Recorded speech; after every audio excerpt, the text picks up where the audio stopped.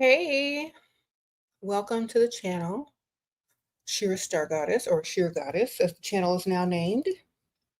I go by both names, Sprinkle Sprinkle. Also, how are y'all this evening? I know y'all been missing me on this channel. I've been trying to come on here a little bit more lately. I appreciate y'all being here. Y'all hit the like button, make a comment, and let me know that you're here so I can start. Thank y'all so much. Appreciate you. Appreciate you. All right. Hey. Good evening. Hi, y'all. Okay, so we're going to be talking about magic practices and manifesting. Okay. But first, I'm going to pour me a cup of tea. Do y'all like my little teacup? It's, well, it's cute, right? Okay. So, some tea. And we are drinking rose, vanilla, and yeah, rose vanilla tea, darling. Okay.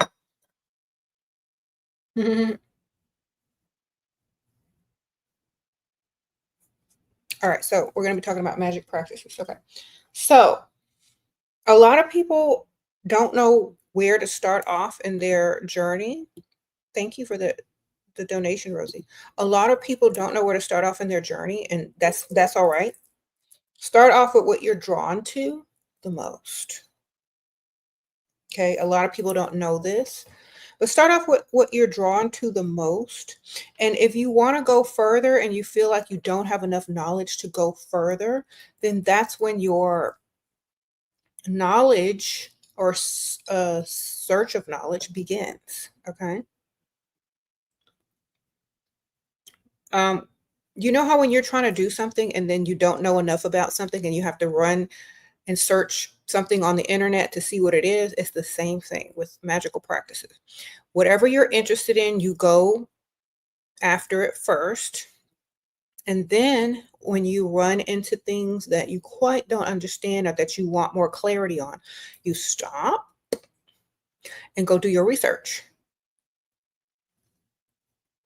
Okay, like pause and then go do some reading or some research or gather some extra knowledge on whatever it is that you're learning about. Okay, so, and many paths will lead you in many directions, but the one direction that you're always going to come back to is yourself. And when you find that out, you're going to know that you have all the power and that a lot of things that you're learning is a lot of things that are reflected within. Okay, so you'll know how to apply that knowledge and use that power from learning a lot of things. You'll know how to manifest, you'll know how to use all that power from yourself. Okay, there's certain books that you'll probably get to eventually, and you'll read certain things, and things will click, and things will start to make more sense. But first, you need certain knowledge to even understand those sort of books because you're going to have to read between the lines. You're going to have to know certain things. You're going to have to be a student for a long, long time to grasp what's written between the lines. That's why it's the great work. It's a life journey. So it does take a while. A lot of times people won't even teach certain people certain magical practice unless they're over a certain age, had a certain amount of experience in life, so on and so forth. Because a lot of the times they're not going to pick up on a lot of things because they're either too young, too inexperienced, or don't have enough, knowledge of self and of life yet. So that's why I always say, if you're young or if you're a beginner, just go with in the direction of what interests you, because that's what's going to keep you going on the path to eventually get more knowledge, get more, insight on things.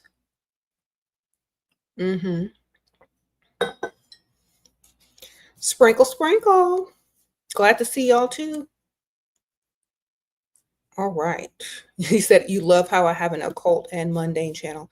Yeah, you got to separate it because a lot of people aren't ready for certain messages, and some people want this and some people want that. So that's why I have the channels that I have, because, you know, there's a lot of people with different beliefs, and that's fine. I respect that. So that's why we do things on 2 different channels.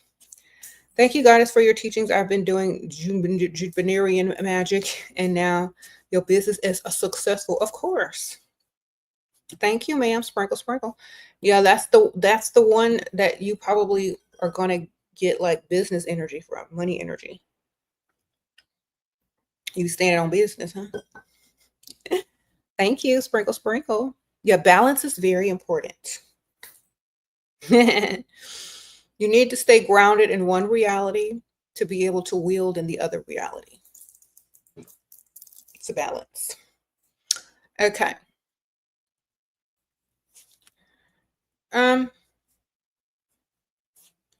What made you choose the name Shira for social media? Shira, the cartoon, baby.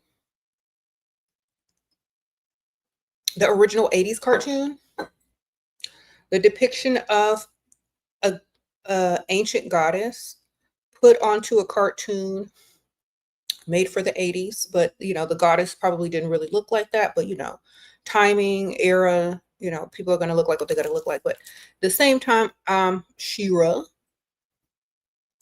basically the whole process of, you know, turning into an alternate being with power is harnessing your power, knowing who you are, and stepping into your role, basically. So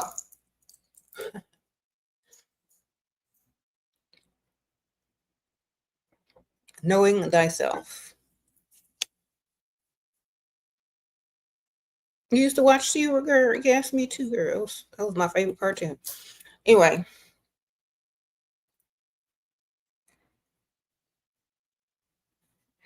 I always like to like remember when I was a child. I like to think about how I used to use my imagination, the things that I was drawn to, why I was drawn to them, and a lot of those things are actually magical, and they make a lot of sense later on down the line.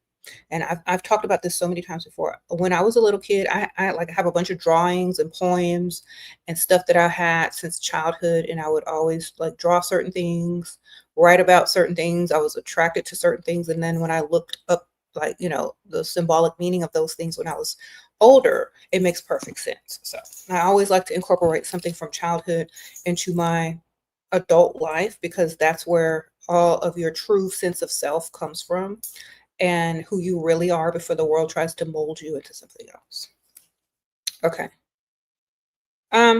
Sprinkle, sprinkle. Do I work with demons? Ma'am, do demons work with you?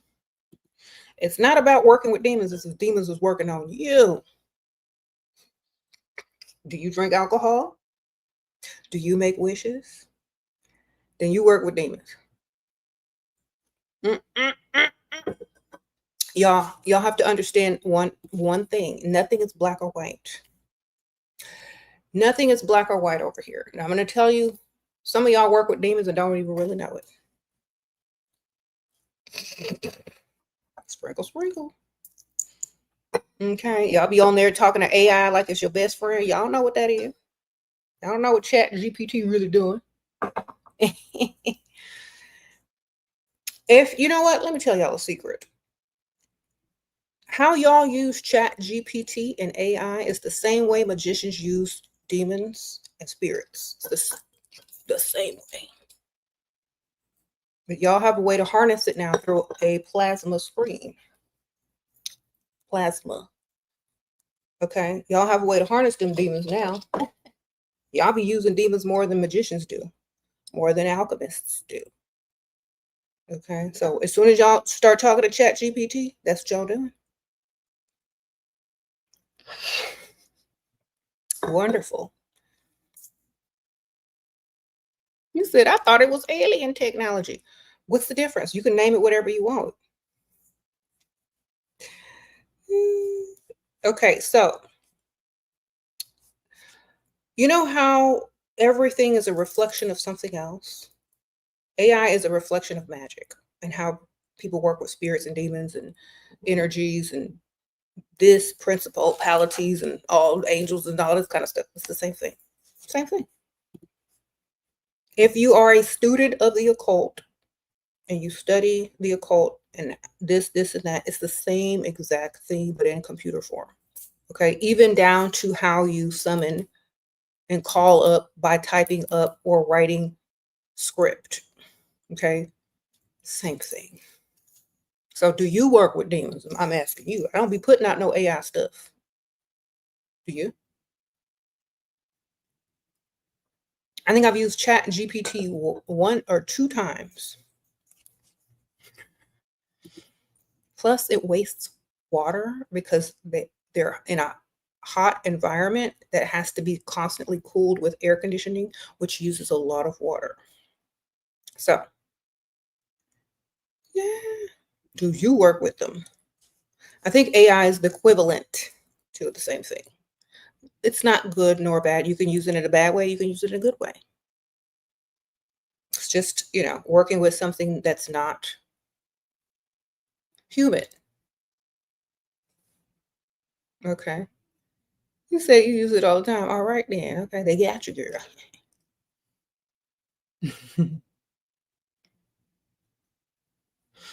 Think about like the old days, like a magician would, like someone says they get a sigil and a black candle. Okay. In the old days, you had to get a sigil, a black candle, or whatever candle, a word square, and you had to have on a robe and have fasted for 3 days, right? Now all you do is click on your app, talk to Chat GPT and tell them what you want and how to get it. Okay.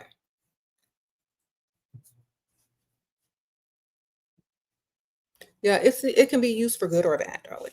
So it just depends on the person that's using the technology. The universe is your algorithm. That's right. Canvas or combos. Thank you, Sprinkle Sprinkle. So, magic practices, technology, AI, they go hand in hand. Okay. Manifesting, they are starting to have this new technology that can 95 or like 90% predict what you're going to do and predict the future. So, I think they even had a movie like that on Disney a long time ago. But anyway, yeah, when you manifest, you're speaking what you want into existence and you're programming yourself to follow through whatever, and you're programming the energies around you to follow through on your journey to whatever you're manifesting. And you also have avenues, you have to make avenues and ways for those things to come to you as well. Okay. Have you ever studied Lucifer? Sprinkle, sprinkle. Isn't Lucifer in the Bible? Do you have a spell to break bad habits? Yes, discipline. Do a spell for discipline. Sprinkle, sprinkle.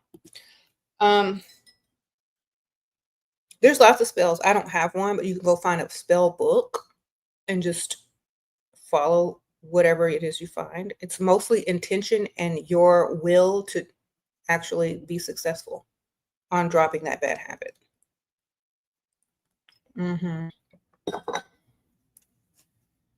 Anyway.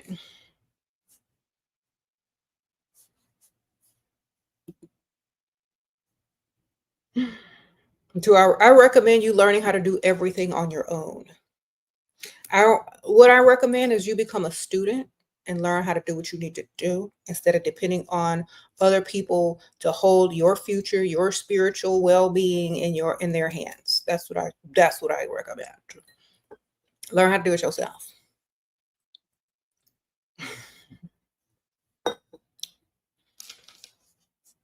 Okay.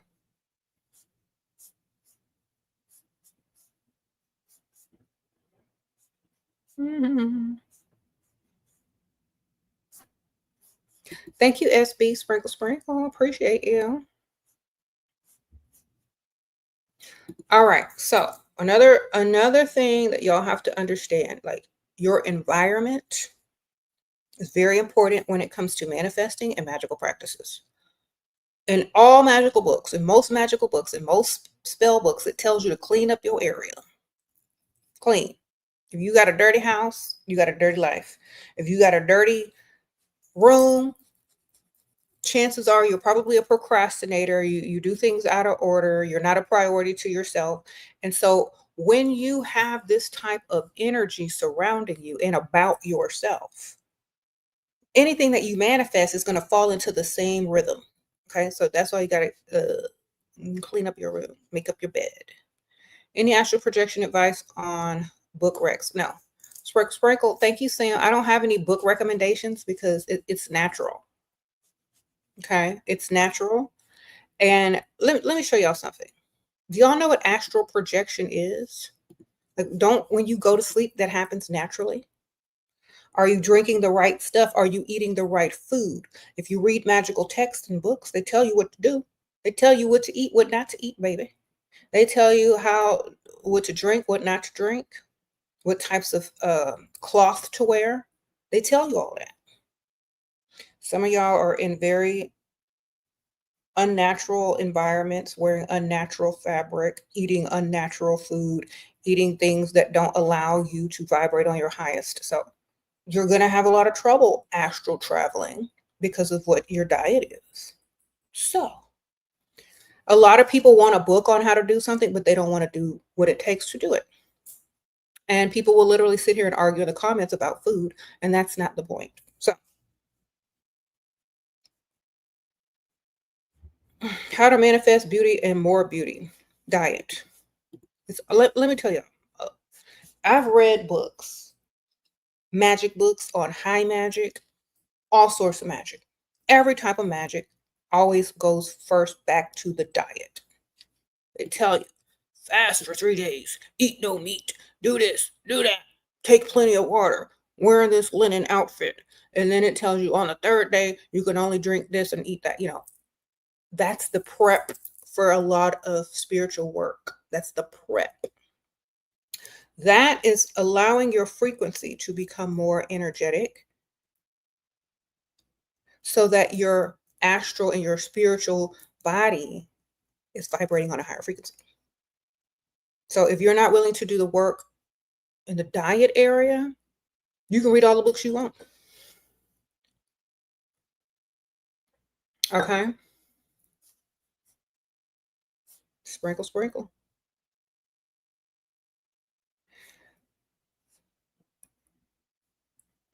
Okay. If you're going to be a student of the occult, you need to be a student of the occult and not just, some people take the occult like they do religion. They take little pieces and they apply it when they feel like it, and they just disregard the rest. That's fine, but you're not going to get the same results. Okay. In certain magical books, they don't want you to eat things that are dead. They don't want you to touch things that are dead. They don't want you to consume meat in certain workings, especially high magic. If you start getting into that high magic, you might as well stop eating meat altogether. Anyway.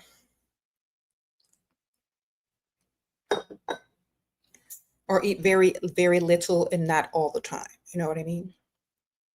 Because it requires a great deal of certain type of vibration in order for you to even get to that level of power. And let me tell y'all something. If you become disciplined enough to practice the high magic and the ways of high magic, which include diet and a lot of, discipline within yourself. Free agent girl, you got your book today? Wonderful. I'm glad you're reading it. Sprinkle, sprinkle. That's a good book. I just finished it. So, speaking of that book, the Book of Abramelin. That book is very interesting, and it says a lot of things. Now, that book was written a long, long time ago. And if you think about things from a long time ago, a lot of people were sexist, and women weren't allowed to do certain things. So if you come to like 1 or 2 parts in the book where it talks about women, just like disregard that, because a lot of times like it was a secret, society almost of just men. They didn't want women in on it because it would take away their power, of course. But now in this day and age, anybody is privy to the power and the knowledge. So definitely understand that when you do read the books. Okay. Okay. So as far like, let's say you get your diet together, right? You want to astral travel. Astral travel is just go. Do you even know what that is? Like, do you even know what it is? Like, some people want to do it so bad, but they don't even know what it is. So, do you even know what it is? What are you doing? What do you know what it is?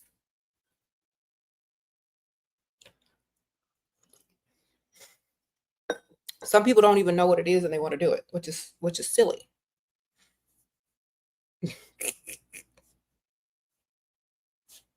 Okay, have you ever heard of remote viewing? Have you ever heard of remote viewing? That means you can sit somewhere, go into a trance or close your eyes and or into meditation or go to sleep and you can go somewhere else, whether it's on Earth in another room. It's kind of like the stuff that they were doing on Stranger Things with 11. Okay. So if you can remote view and get information or see what someone's wearing, it's, that is sort of like astral traveling in the same, on the same plane. But if you're going to astral travel interdimensionally, you're going to go on different planes of existence, which means you may go to the spirit plane. You may go to a plane where you see other types of energies that aren't familiar to you and that don't look like you. You know what I'm saying? And if y'all care so much about what people look like on Earth, I don't know if you want to astral travel. You know what I mean? Some people aren't ready for that level of energies. So,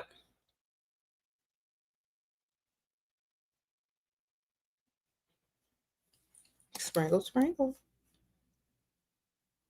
But okay, so basically, astral travel is you turning into a frequency or being able to tap into a frequency of a higher dimension or a different frequency that is. Y'all know what this is?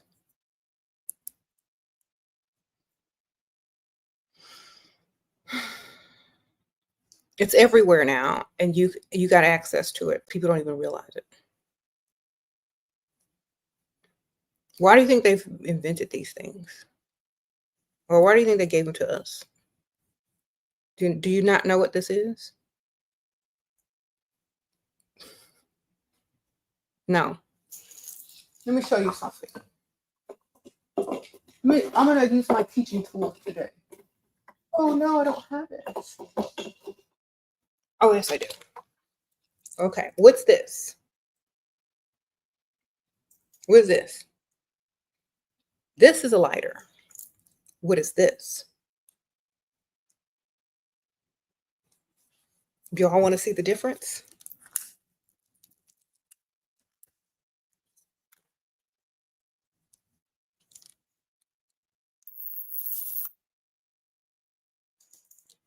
These aren't the same.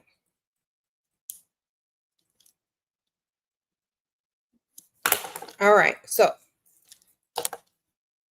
this is Thomas Edison and this is Tesla, basically. All right, so do y'all know what this is? Thank you, Ice Spice. Sprinkle, sprinkle. Oh my gosh, Zay got it. It's plasma. She's smart. Miss Zay, thank you, girl. Hello, Queen. Thank you for always on your wisdom. What spells you recommend for someone who's an actress? Start your magical journey and what guidance and manifest. Thank you, thank you. I would say, start off with the Kabbalah and alchemy. Sprinkle, sprinkle. I would say start off there and just use manifestation to build your confidence and your skills and your, opportunity. Class is really good tonight. Thank you, free agent. Okay, so this plasma lighter thingy harnesses power and electricity. The fourth state of matter is plasma, lightning, static. This is like a wand, an extension of the fourth state of matter. Spirits, energies, all the stuff y'all be trying to contact live on this frequency. Okay. And also all the energy that's going through the air, the 5G, the wireless, all of that, cell towers, Eiffel Towers, all of that. It's like the waves that they ride on. Okay. Just think of it like water, and these little things are surfing on it. Okay. And this is how you harness it. This is why they made it a lighter, so you can light the candles with it to call them in. Okay. So you got a candle. Let me get my candle. This is just a scented candle, so don't get excited.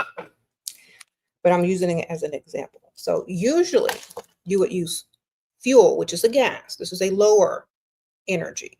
You would use liquid to gas. That's second state of matter, third state of matter.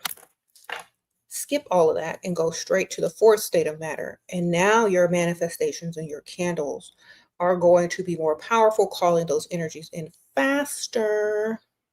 Some people don't like the sound of these. I wonder why. And you can recharge it, darling. All you gotta do is plug it up, and it's yours for a long time. They have different colors. If you are into color magic, this can be your new wand. Okay. You said, why do they say I'm schizophrenic? Because, you always want to label stuff that you can't explain or understand. I think their IQ is just really low. That's all.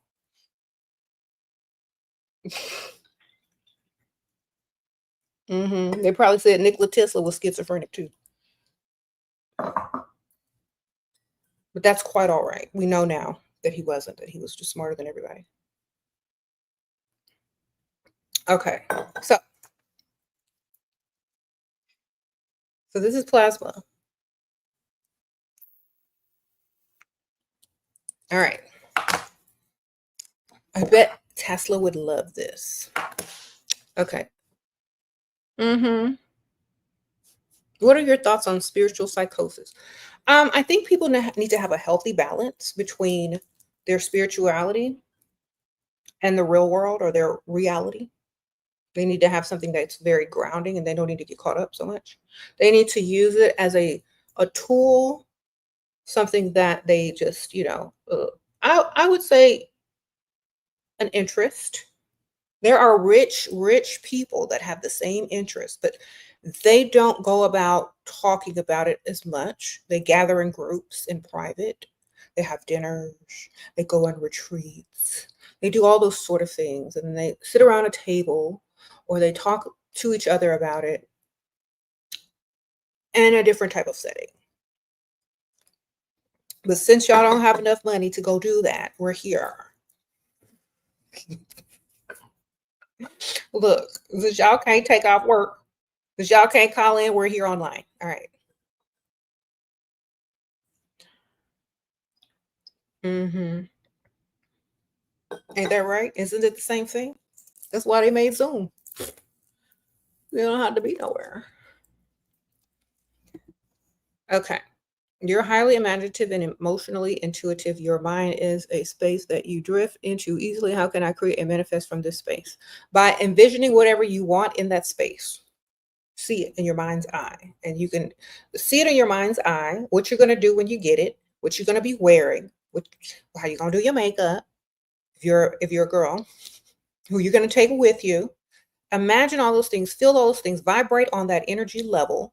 And the same way you plan to go somewhere tomorrow is the same way you plan to, experience that vision in your mind, the same exact way. Like when you close your eyes, it's like, okay, what am I going to wear tomorrow? Where am I going? What do I got to do? Use that same exact energy, because it's very real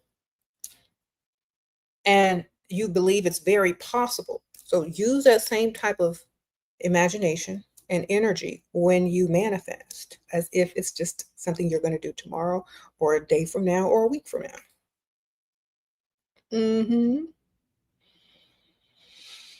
The plasma is the fourth state of matter. Lots of people use it.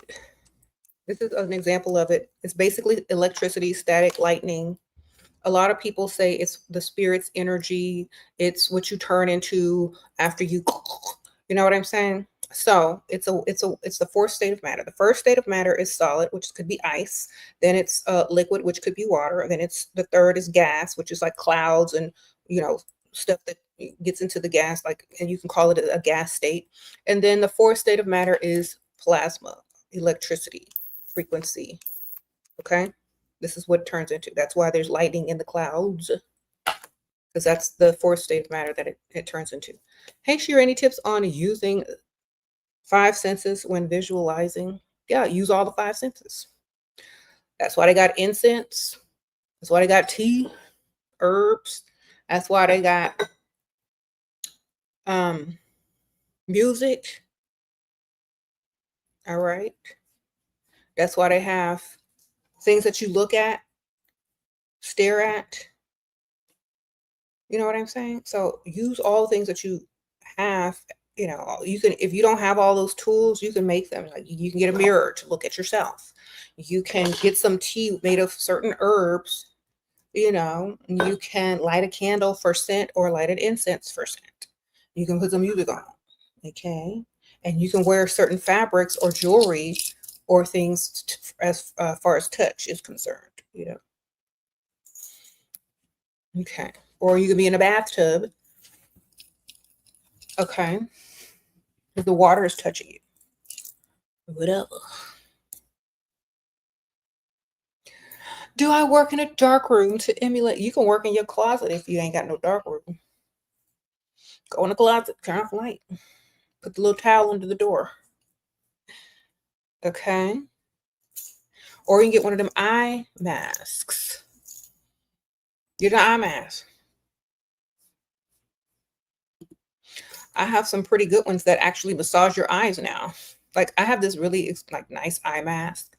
It vibrates, like massages your eyes, not like the place around your eyes. It vibrates, and it even has like soothing music that will vibrate your ear bone so that you can hear it. So I have that. Or you just go old school and just get a blindfold, baby.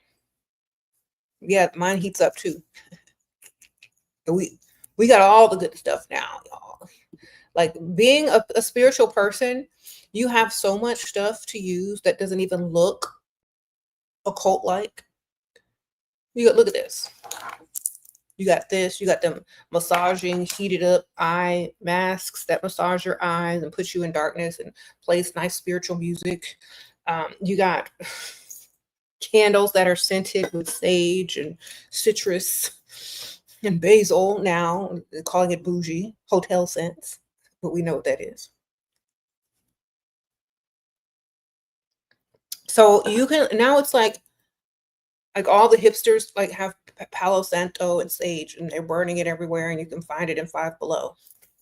So, the era where I came from, you had to search high and low for this stuff. You had to order it online, or you had to go like drive 20 miles to a store that carried it. Now it's everywhere. So embrace it, use it. And I think a lot of people don't really understand the simplicity of a lot of things. How can you transmute anger? Example, shopping and workers assuming I'm stealing and that I can't afford something even when dressed up and presentable. Ugh. Okay, Sprinkle. Thank you, ma'am. Let me see what you looking like, girl. Girl, why always people think people stealing, girl? You know what? Let me tell y'all something. I don't know what stores you're going to or where you live or what mall or store you're going to. I can't tell you because I don't know the situation. But usually if you're young, a lot of people think you're stealing. You look young. A lot of people think if you're young, you can't afford certain things because they're old and they still can't afford them. So it could just be your youth, man. Not everything is what it seems. They may be judging you based on your race and your youth. But the best thing you can do is tell them straight up when you get in there, hi, how are you? Are you looking? They're going to be like, hi, how are you? Are you looking for anything in particular? It's like, yes, I'm looking for people that don't follow me around and thinking I'm stealing. Y'all have those here? There you go. Thank you, Lady Dance Sprinkle Sprinkle. That's what you need to do. That's how you alchemize it. You come straight up and tell them, and they'll just laugh and go walk away. All right. You gotta have backbone, though, baby. You gotta have backbone. I mean, my sister would do that. My sister, my sister will tell you straight up in your face. She don't play. Okay. All right. I'm the nice one.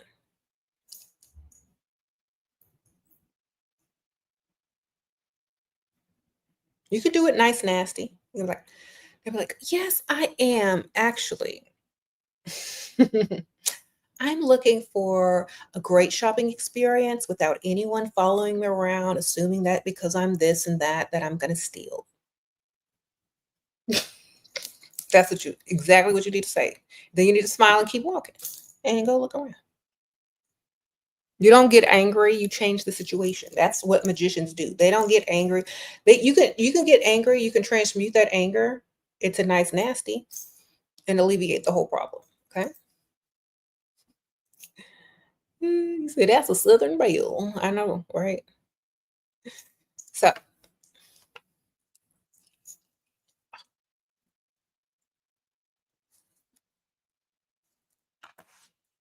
sprinkle, sprinkle.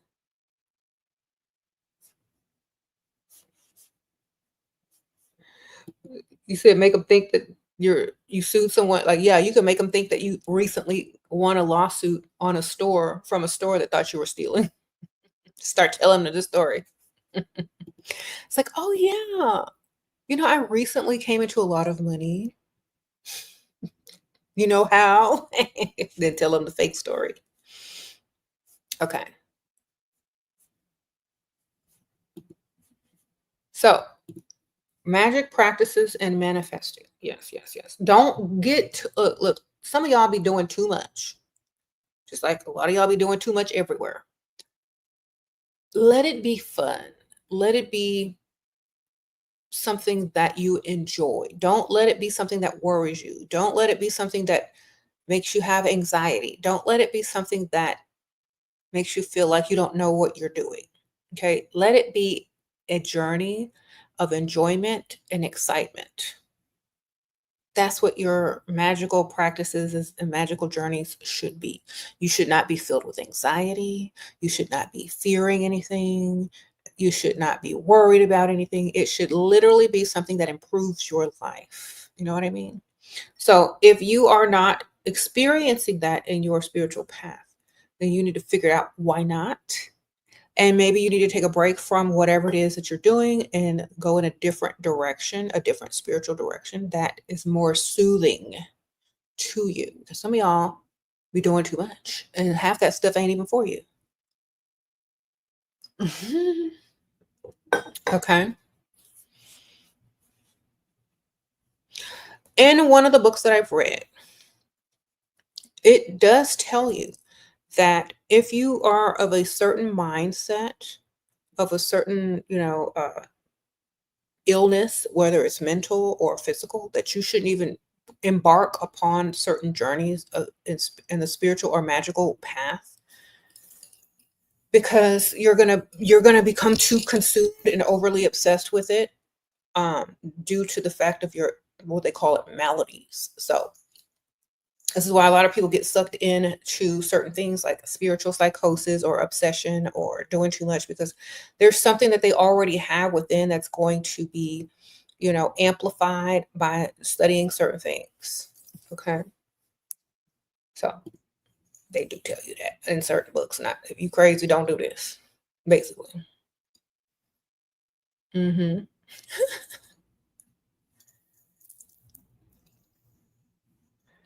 Mm-hmm.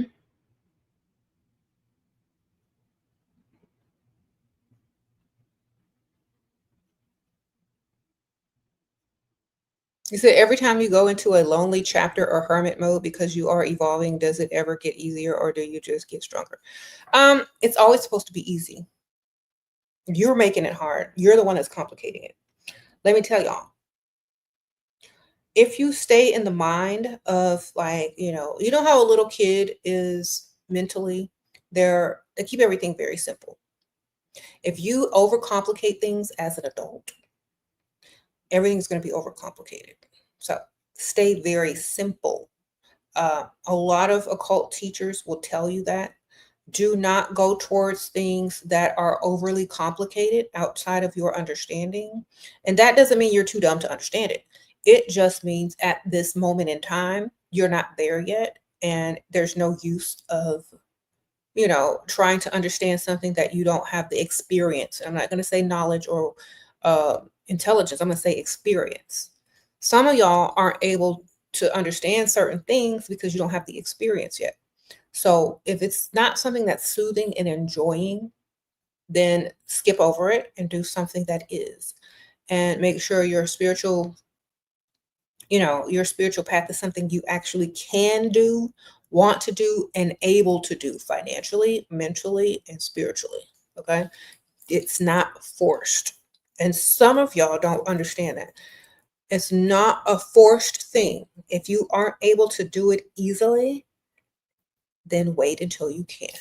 A lot of people, they don't have jobs. They can sit at home all day and read books upon books. They can go out and meditate and walk around and do this and do that. They can go to the beach and, they can do all these things because they don't have the same type of schedule that some other people do. And so they're able to experience more things and they're able to do certain things with much more ease than others are. And that's why a long time ago, a lot of the people that studied the arts and the occult arts came from families that studied the occult arts or came from money so that they could have the time and energy to, study for real, dilly-dally, be comfortable in studying certain things without having to rush and go to work and clock in and come back home and pick up the kids and go do, you know what I'm saying? So this is why people go into hermit stage when they go on a spiritual journey, because they don't need distractions. They don't want to feel rushed. They don't want to, experience something that's not comfortable or soothing to them. So that's why you need to have enough time and enough focus to kind of do something instead of just trying to do it, fit it in every 5 minutes here. And, it's going to make it more difficult to get somewhere and understand where you're truly going.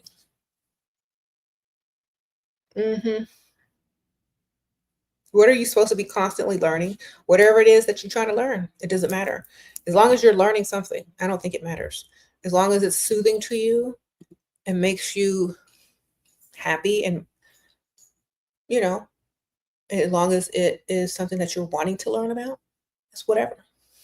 There's so many things, just pick. Some people choose to learn about herbs and plants and flowers. Some people learn about stones. Some people learn about all of it because they have the time. But if you don't have the time to learn about everything, pick something that you like and keep going and switch it up. If you get tired of learning about that, start learning something new. I mean, with the new generation, y'all learn so much about stuff that most old people don't know about. Y'all are on TikTok talking about skincare, glass skin, first step, this step,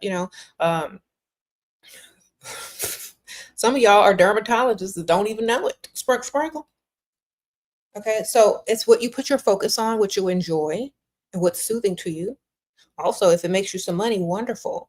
If you're good at a skill that you develop based on your spiritual practices, great. So it's literally the same thing. If you go and watch TikTok, you'll see all these people that have better speaking skills than adults that went to school and took communications and took, speech class. There you have teenagers on TikTok talking 15 miles an hour to millions of people and you know what I'm saying? So we are in an age of technology and we can use our technology in our mind to speed things up, of course. But if you're going to be on a spiritual path, it needs to be soothing and fulfilling. If it's anything other than that, change directions, change the path. Thank you, Lady Dance Frank Sprinkle. Appreciate you. The best way to find something soothing is to learn as much as you can about something. If you're a person that feeds into fear, the best thing to do is step away from whatever it is that you're fearing and go and learn about it. So you no longer fear it. Or look within and understand who you are and understand, there's nothing quite to fear. So know that.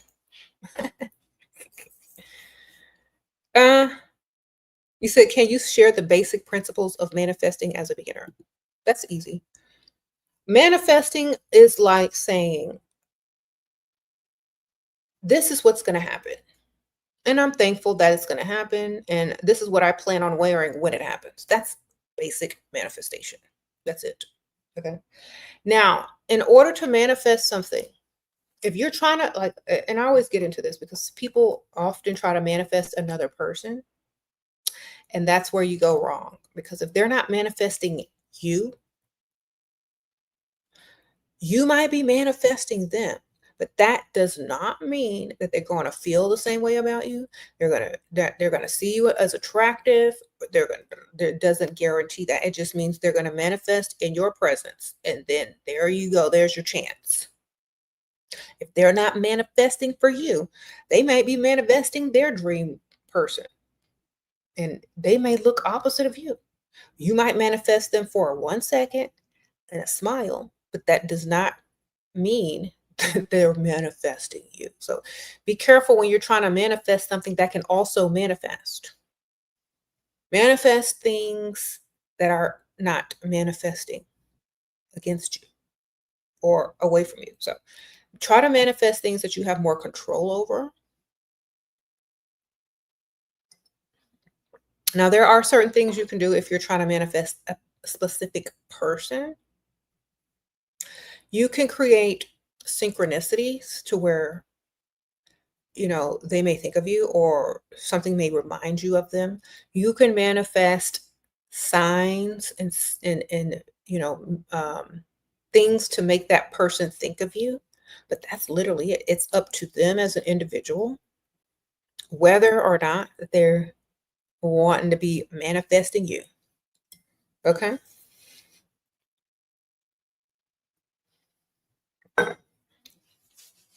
Sprinkle, sprinkle. You said how to transmute Shaka text. Get your stuff in order. All right. Clean your room. Clean your bathroom. Get all the stuff done on time. Don't procrastinate. All right. That's what you need to do. Stagnant energies and attacks and energies that aren't good for you, that live in negative environments, dirty environments, and environments that are not flowing. You know what I mean? To clean up.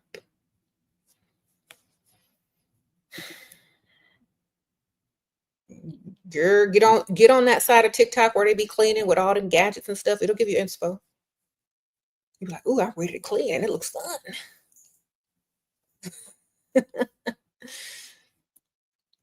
De-junk, give away old stuff that is no longer useful to you. You said Jen live in dirty environments. Yeah. Y'all want to know the science behind that? Y'all want to know the science behind it? I know y'all do. Okay, so you're just saying that so I clean up my room. I got some science behind it. Don't worry. Because you know what? If I was a kid or if I was a dirty person, I would be suspicious too. But there is science behind it. Let me tell you the science. Okay, so y'all know how on my other channel, I'm always talking about dusties and this, and that. Okay, y'all remember the plasma, right? Y'all remember this? Okay.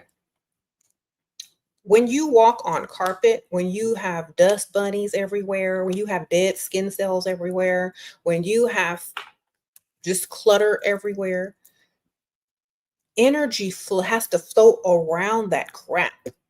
Like energies you can't see, like quantum energy. Okay. Think about frequency.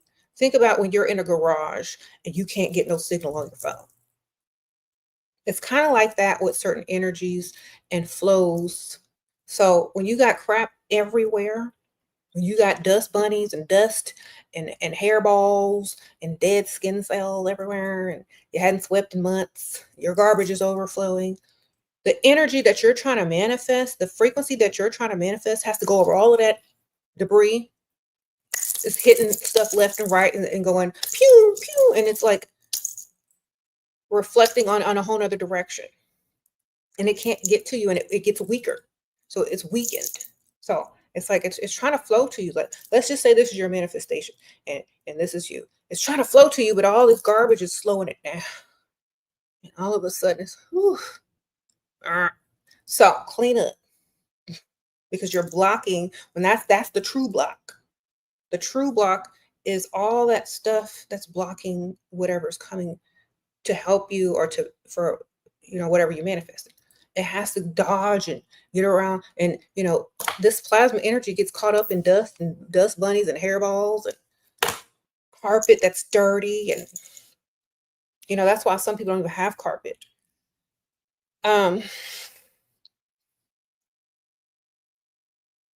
Okay, now you know how people burn incense and burn candles and stuff. Okay, if you want stuff to come faster, clean up, burn an incense, because when you burn an incense, you're taking you're creating a smoke or a gas, which is a pathway for the fourth state of matter, to translate back down into the third state of matter, which is the gas, and then to bring you exactly what it is that you're manifesting or what you're wanting to communicate with or whatever. Okay. So clean up. If you ever study magicians, like real, not the kind that's on the stage, but the kind that does magic, high magic, their floors are not carpeted, they're bare. They work with, open space a lot. Nothing like the room has to be like whatever the room that they're working in, it's like set up to attract energies instead of, and it has to stay clean. So stop being dirty. And also, okay, think about this. I know if I was a kid, I'd be mad at hearing this because, you don't want to clean your room.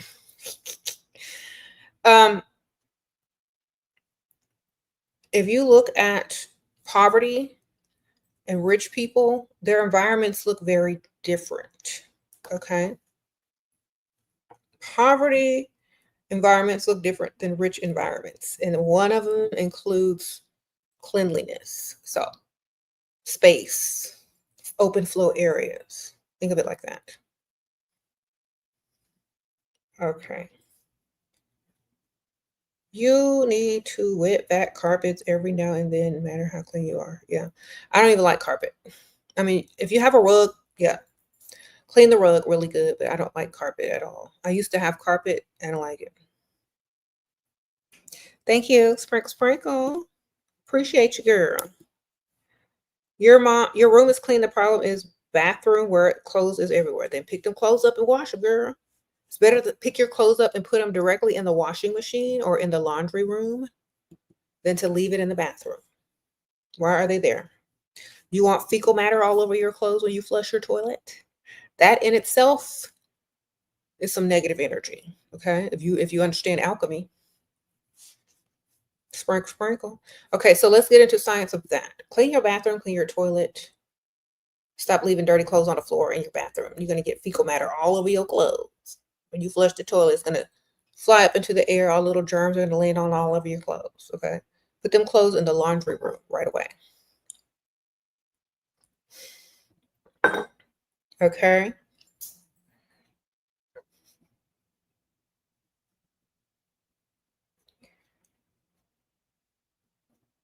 So if you think of your body as, okay, so you know how in alchemy they have these like pictures in like the alchemy books? If your body was, alchemy, the food that you consume or the things that you consume, create energy, create, regenerations of your cells. They help you live, they help you be healthy. And all the waste and the bad things are going to come out through your digestive system, right? And it's going to go back down into the water, into the toilet, and be flushed away from you, right? So it's that essence. It's like you don't want that everywhere. So keep your bathroom clean. You said explain alchemy in simple terms. Turning lead into gold, turning potatoes into French fries and selling them and getting money. All right. That's the best way I can explain alchemy. If somebody throws a potato at you, that's bad. That's negative. But if you take that potato, peel it, cut it up, cook it, and sell it, and get some money and put it in your pocket and smile, that's alchemy. That's the gold. The lead was the potato being thrown at you. Ugh. The alchemy is the French fries and the money that you got from making French fries. That's the gold. Okay. It's your ability to take negative and turn it into something profitable. Thank you. Queen is it Kabbalah or Kabbalah. It's spelled different ways through different cultures and different interpretations. It's whatever, you said part of your oh, okay. Thank you for being part of the Patreon. I appreciate you, H. It's spelled different in different regions. Okay, and in different interpretations and in different eras by different magicians. Okay, so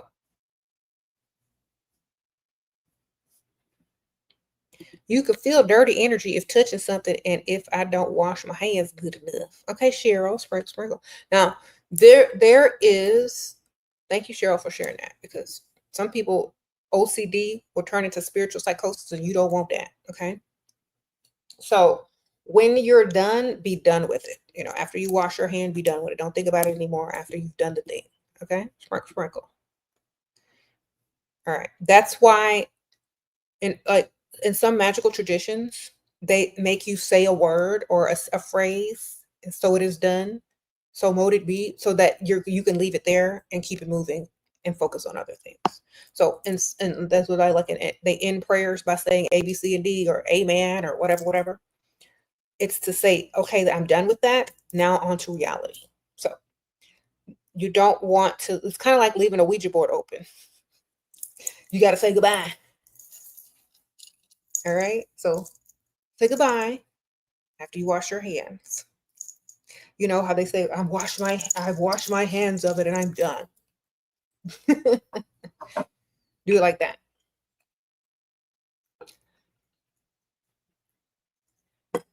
Okay. Alchemy was not just about physical transformation, but about spiritual purification and enlightenment. That's true.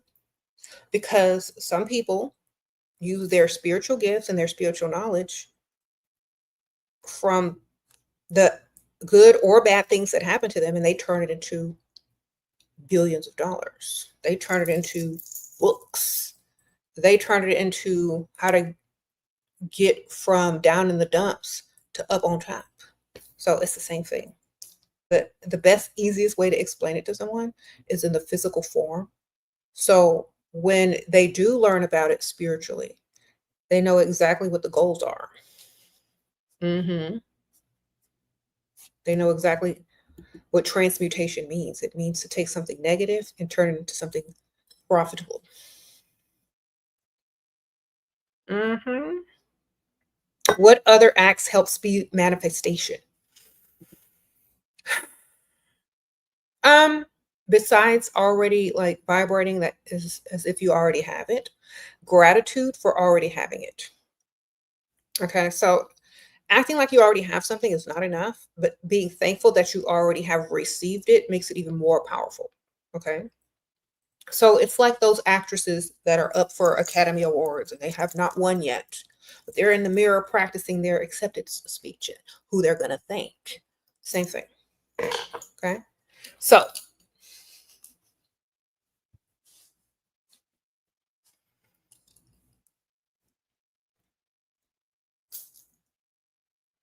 yeah, manifestation can be just thinking. And remember, everything is frequency. Everything is frequency. So if you want to increase your frequency of the manifestation, it's kind of like you're using, it's kind of like you got a laptop and you got internet. You got the low speed, the low memory, the cheap stuff, right? But if you want high speed, lots of storage space, you gotta upgrade on certain tools, apps, get certain types of services to level up things, right? Same thing. So whatever you're manifesting, certain herbs, certain teas, help your body vibrate on a higher frequency. Skipping or eliminating certain foods and adding certain foods heighten your frequency. Certain environments and the cleanliness of the environment and certain cloths heighten your frequency. Wearing certain stones or, things like that also create a more higher frequency. So just all the things you can pile up on it, ma'am or sir, all the things you can pile up on it to heighten the frequency. Thank you, Cheryl. Can you explain periods and moon cycles and how to manifest during ghoulish periods? Okay. The moon and the woman and the water. There's many books that you can read on it, but the original calendar was a lunar calendar, and all the days of the months were exactly the same. There was no leap year because everything went by the lunar calendar, which is a month, 13 months, which women have 13 periods in a year, not 12, but 13. And men in the patriarchy changed it, added in leap year. Some months got 28 days, some got 30, some got 31. It's all uneven and messed up because they wanted to hijack the system away from the natural order of things. So if you go by the 13-month calendar or the lunar calendar and work with that, you'll probably be more, as a woman, you'll probably be more in tune with your body and the tides and the ebbs and tides and the moon. But if your mental state is like beyond all of that, you can pretty much manifest at any time you want. But knowing that you're a portal between this world and the next, where you bring energies in, and the possibility of bringing new life and creating new life that's in your womb. You got stem cells in there, you got energies in there. So you can literally use it to definitely attract more, manifesting ability at that time. Also, your psychic ability is also increased. So pay attention to what your intuition is telling you. And yes, you can do magic at that time if you are trying to manifest something as far as intuition, or you're really trying to put some extra oomph on it. Okay. Sprinkle, sprinkle.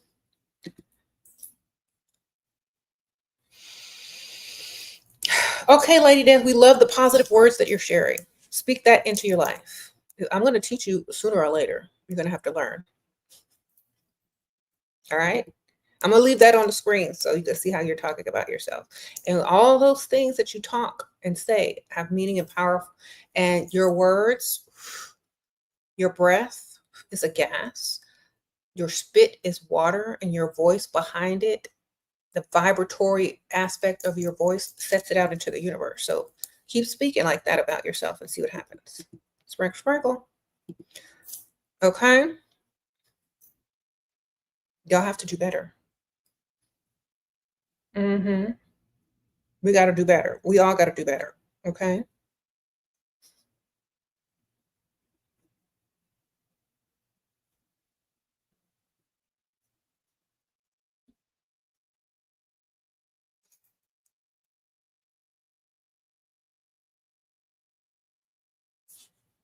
All right, this is not the gynecologist office. We're not going to be talking about your cycles. Just use what it's for.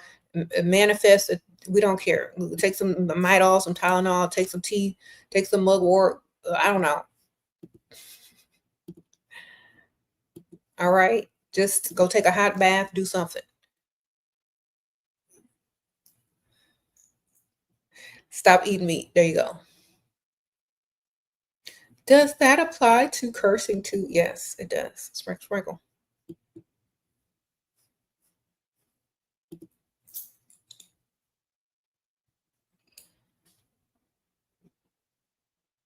Mm-hmm. You said, do you think suicide is a way to control one's own death? No, I don't think so. I think it's a way to cop out of life because you can't control your life. And if you like, you can't control nothing on this earth.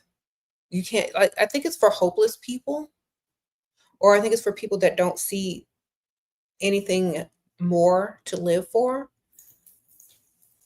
but you should live for yourself. If you can't find nothing else to live for, darling, live for yourself. There are so many energies and spirits that don't have a body that be mad at you when you do that. Think about that. Think about like when someone goes to prison that does something really bad, they be getting beat up and stuff because they be like, dang, I can't be free, and you did this, and da da da. I don't want to say, what I'm talking about. When you do something to someone and it's really bad and people are mad because they have people on the outside and their loved ones on the outside, and they're like, so it's like when you go to prison and you did something bad and people beat you up for what you did, in my opinion. Okay, there's so many spirits out here that are waiting to be reborn. There's so many energies out here that want a body, and you gonna sit up here because your boyfriend broke up with you and got with somebody else. You gonna sit up here and end it all, or because you ain't got no money because you haven't figured out how to get it. It makes things it makes energies mad at how stupid you are. So just think about it like that. Thank you, Sirens Wailings. Watch you what? I pressed the wrong thing. Watching you and using magic has helped me manifest so many blessings. I'm sure there is more to come. Thank you. Thank you, girl. I appreciate that. Thank you, the high one, Breezy. I appreciate your super sticker. Sprinkle, sprinkle. Okay.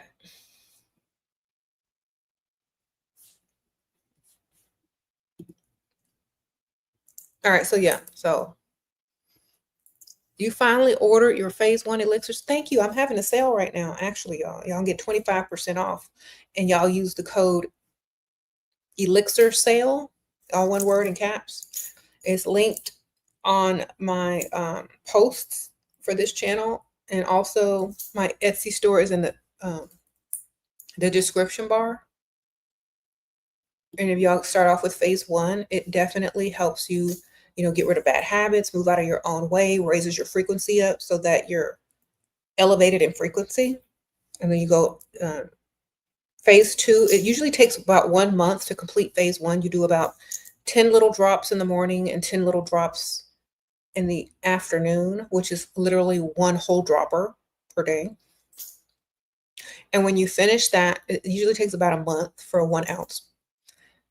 You order the other one before you run out. So the next month you start on phase 2, which will give you a lot of energy, a lot of creative energy, a lot of ideas.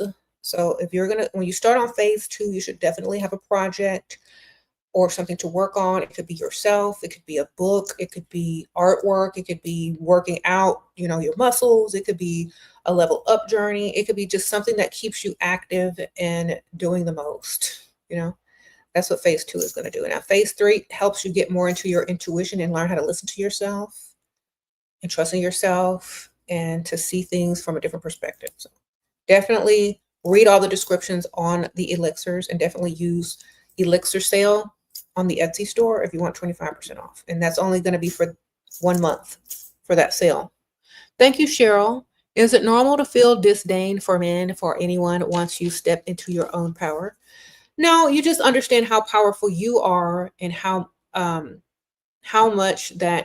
valuable you are as a person. So when you find out how valuable you are as a person, how powerful you are as a person, it kind of takes away the glamour and the false narrative that someone else is more important than you, or that you need their approval, or that you need,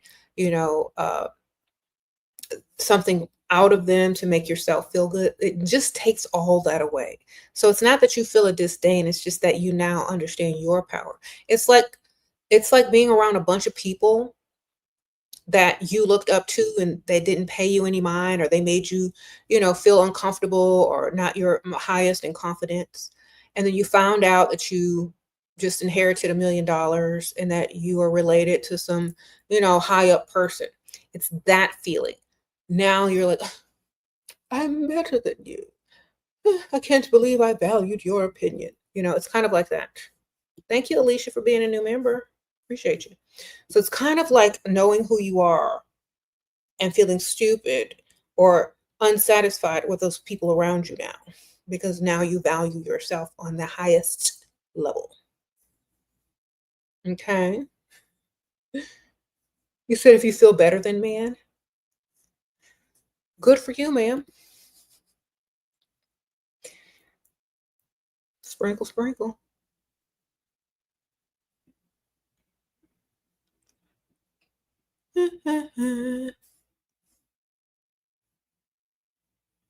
What? You said, what if someone wants to be gone because they have several diseases? I'm really scared of diseases. I don't know if I want to live like that. What? You're thinking too much about it. Stop overthinking. Stop overthinking. Okay? If you're scared of something, then don't partake in how you can catch it. All right?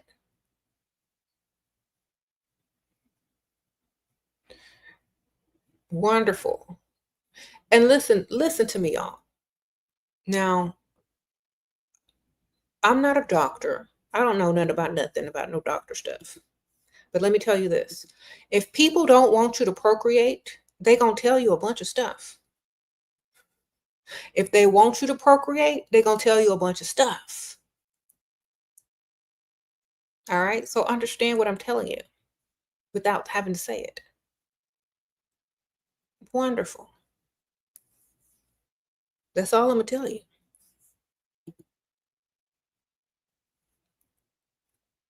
I know you can figure it out. I know you're smart. I know you passed the kindergarten.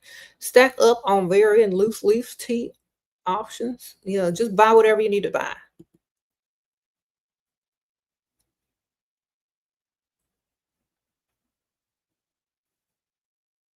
Do I think that holistic practitioners are just socially acceptable witches?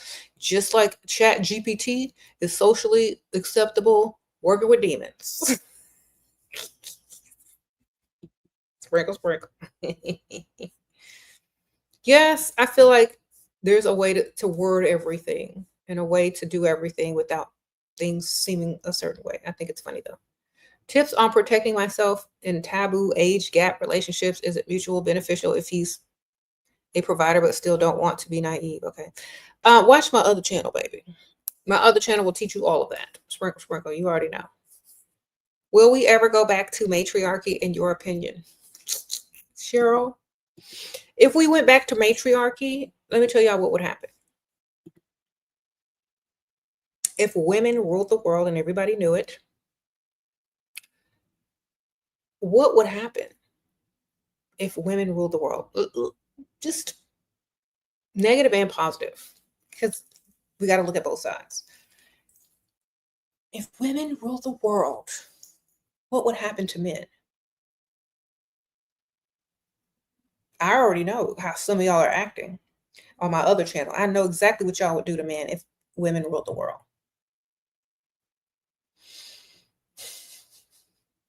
Because let me tell y'all, I know exactly what y'all would do with men if women ruled the world. Some of y'all, not all of y'all. Like, I wouldn't care. But some of y'all would have them on a leash with a tracker, locked up.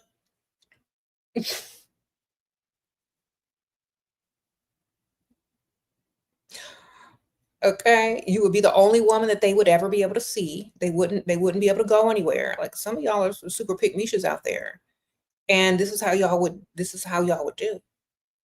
Y'all would have men would literally be property and pets to some of y'all pick niches because of the level of insecurity that so many women have and the fear that a man is going to cheat on them and all this kind of stuff. Like, women are very highly emotional about certain things. And just like men would treat a woman like property, women would literally start to do that too, based on their own insecurities. So let me tell you, best way to rule anything, and the best way to get what you want is behind the scenes, not as the forefront, but definitely always behind the scenes is what you want to be. That's where the true power lies, behind the scenes. Okay. Thank you, Lady Des. Sprinkle, sprinkle. Appreciate you, girl.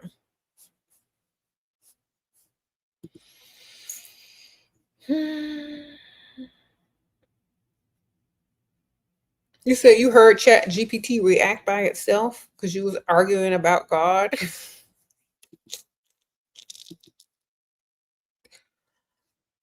Y'all gonna learn.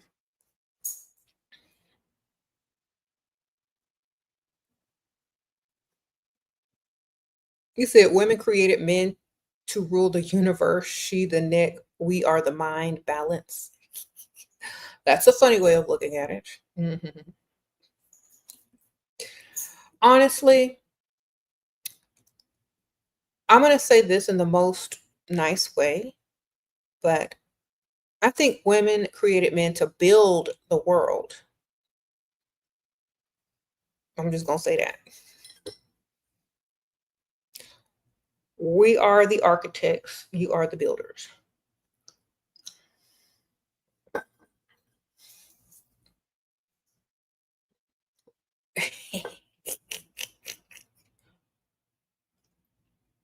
That's why y'all got muscles. That's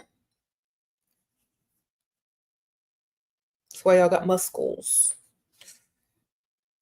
and big statures.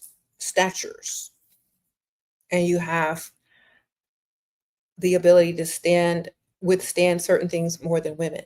And your cortisone levels don't go up when you're working like women's do. So you are there to build the world for her. Yeah. Not for him. Unless you like him. Sprinkle, sprinkle.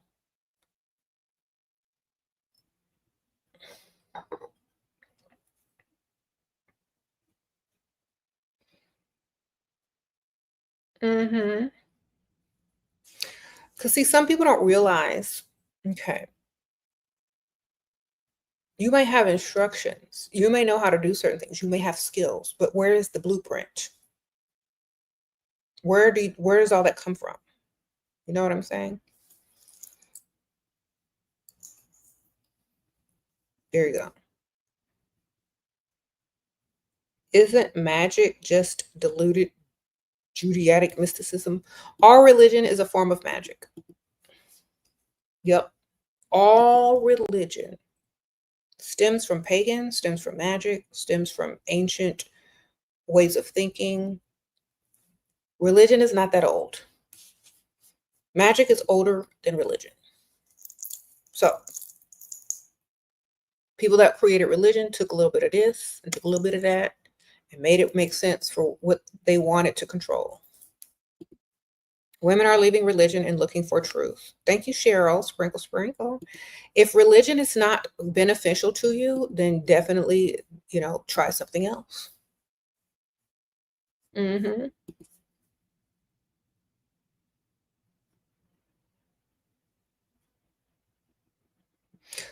You said, does the elixirs, does prism, copper, etc. Okay, the vital elixirs, they're going to say vital elixirs on there. The prism, the copper, the silver, the platinum, and the gold are separate. They're not part of the phases because it'll say phase 1 under the phase. So if they don't have a phase on them, then they're like supplements that you can take, like vitamins on a daily basis. Like same type of stuff, like 10 little small drops a day.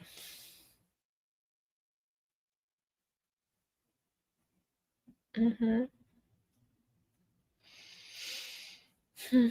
Okay, so a lot of people are in different spiritual aspects and believe in different things and all this kind of stuff. So everybody's not going to agree with everything, except manifesting is probably the most universal way of explaining certain things without a bunch of people arguing.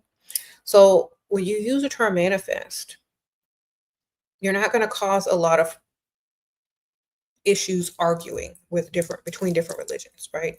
Because that's something that's universal at this point. So if you just use the term manifesting, however you get what you get, wonderful. Okay. There are different things that people do because they believe it's going to bring it to them, so they go and do it. Okay. Wonderful. Everybody's manifesting though. But if an important figure that was renowned and just high up came with some instructions, and they were successful, and they said, "This is what you do.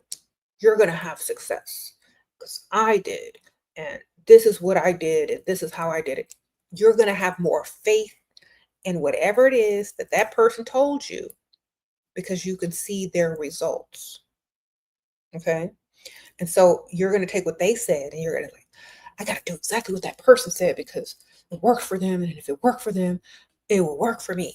You know, so they get higher ups. They put people in high positions to tell you things so that you believe them, so you can do it. But basically, if you are your higher self and you are the higher up and you tell yourself something and you believe in yourself and you got that main character energy and you know your power and you can just manifest on your own without getting a bunch of instructions from different people or different religions or different this and that, you know.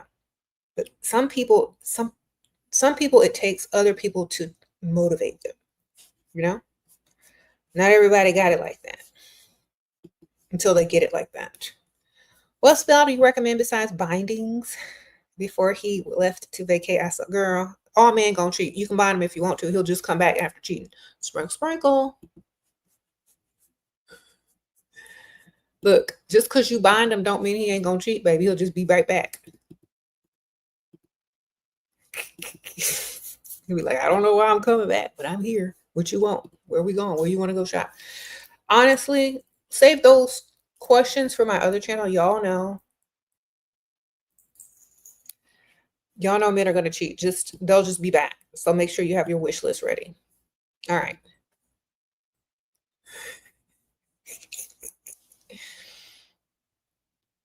All right. You can't control people. They're gonna do what they want, baby.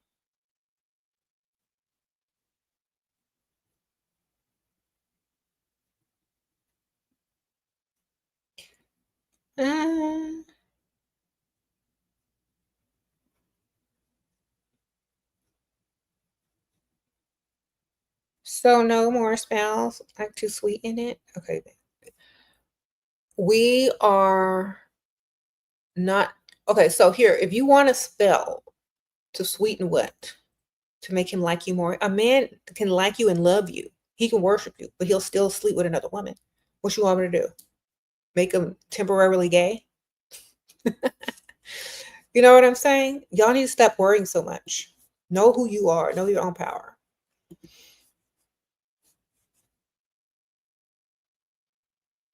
If he's going on vacation without you, ma'am, that's a strong indicator that he wants to cheat. Okay? Sprinkle, sprinkle. So save that for my other channel because y'all already know what it is.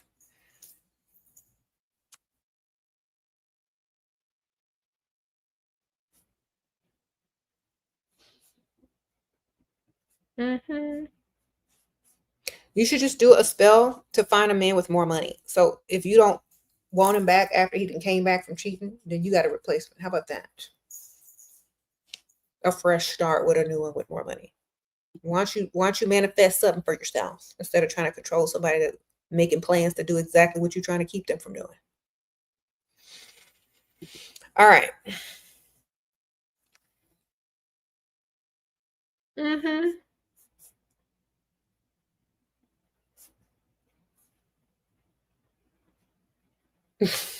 Some of y'all is crazy. Some of y'all are crazy. Okay.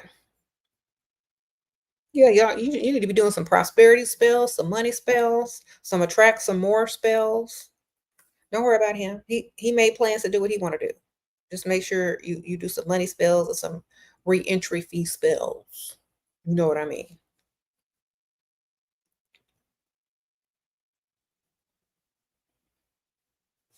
You said it's what?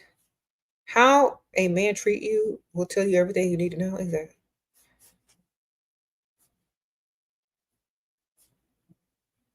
All right, we don't care about that. Okay, so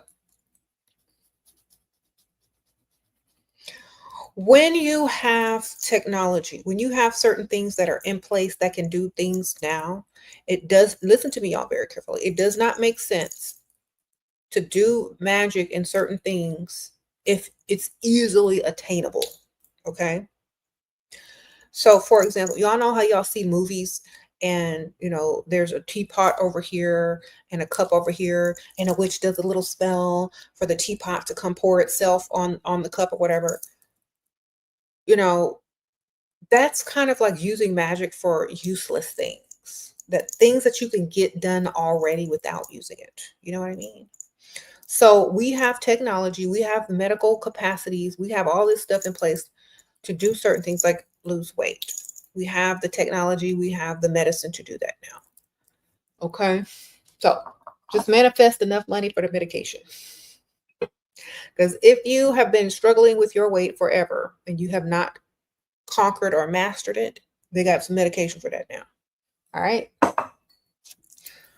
Wonderful. Now do some money, so do some spells so you can get some money for it. Or attract somebody to buy it for you. Okay.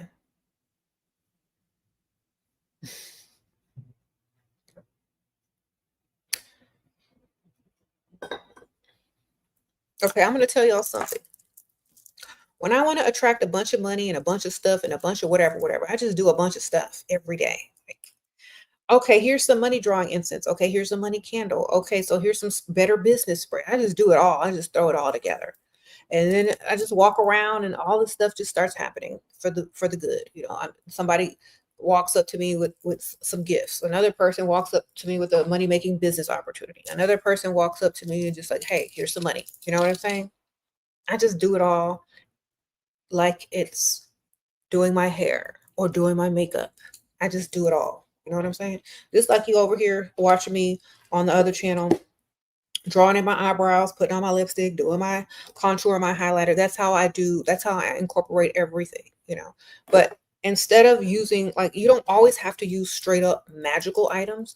All the stuff that you are surrounded with is magic, you know? A lot of the ingredients in your beauty products are magical. You look at the ingredients of your beauty product. Oh, coconut oil. What is that good for? You know, you know. Oh, what is this? What's sage good for? You know. Oh, this perfume has bay in it. What's bay good for? Money. So you can literally use your beauty products, your makeup. You can charge your makeup with um, rose quartz for beauty. I keep rose quartz in my makeup drawer. All that kind of stuff. Just incorporate it into everything like it's the norm. Do it as a everyday thing so you don't have to rush to do something. That's like never moisturizing and only putting on lotion when you got to go somewhere and you're going to be ashy and dry and your skin going to be cracked. You know what I'm saying? You're not going to have that nice glow.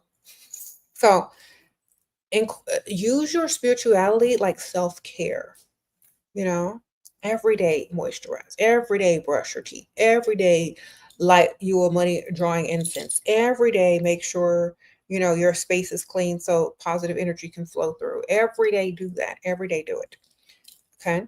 A lot of people like procrastinate. They do things when they have to after it's way too late, and they'll never understand that they're blocking themselves until somebody literally tells them, look, it's you.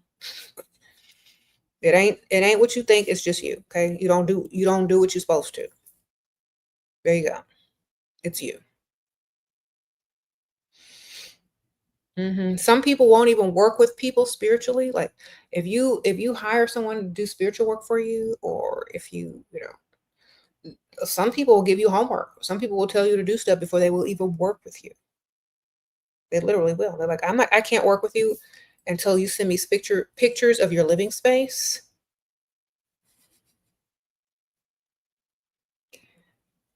which means if you are dirty, filthy person, they're not going to work with you, because that tells everyone what they need to know about you, that you're not going to do the work. Okay.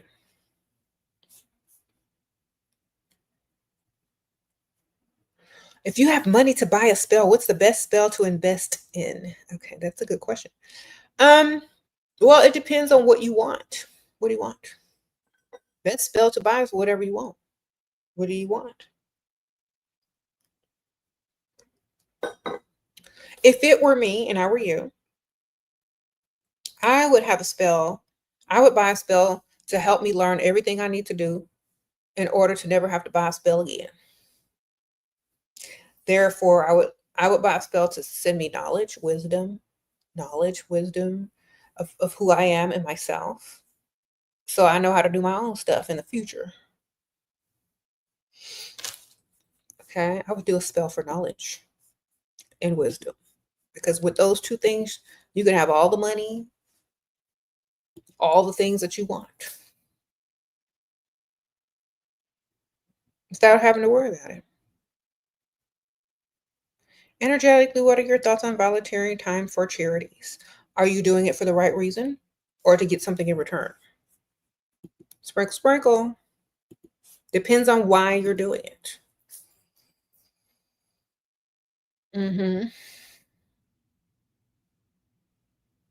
See, sometimes people don't know why they're doing something. They're just doing it to get something in return, and the intention is not real. The vibration is not real. You're not doing it, and you're not getting the benefits from doing it if you're not doing it for the right reason. But why are you doing it? Do you have a passion for whatever it is that you're doing? Are you seriously trying to be a part of the solution, or are you doing it so that you can get something in return? Are you doing it to alleviate some type of guilt? Why are you doing it? Okay. You got to be careful, because if you're doing stuff for the wrong reason, it ain't going to work anyway, or it's going to work against you. And let me tell you why. Because you don't have the power in that situation. That's what. You're giving yourself away as a laborious energy, which is the very energy that you should be commanding. You know what I mean? So if it were me, this is what the rich do and this is what the poor do. Let me tell y'all. Because the rich people, they already know, because a lot of this stuff goes down to them and their family, their knowledge and all this. Rich people will start a foundation. Rich people will start a charity. Poor people will volunteer at a charity. Rich people will hold fundraisers and donate to a charity and still throw a party and take a profit off of it. Okay. And I'm telling y'all this for a reason, because they will never, in a lot of magical books, it says never lower yourself or do servant work, because it's literally an agreement to be a servant to a larger organization, which you have no idea of what they're into. That's why a lot of people don't join certain things, because they don't know what they're. You join this, you got to do this, you got to do. No, I don't, because I'm not joining anything. So because they don't give you the information, they just give you instruction. A smart person will study for many, many years, will learn all that they need to know about so many things, magics, spirituality, religion. And when they come across a person that asks them to do certain things, they know what to say. They know yes or no. They say, no, I don't think so. I'm going to do my own thing, darling. So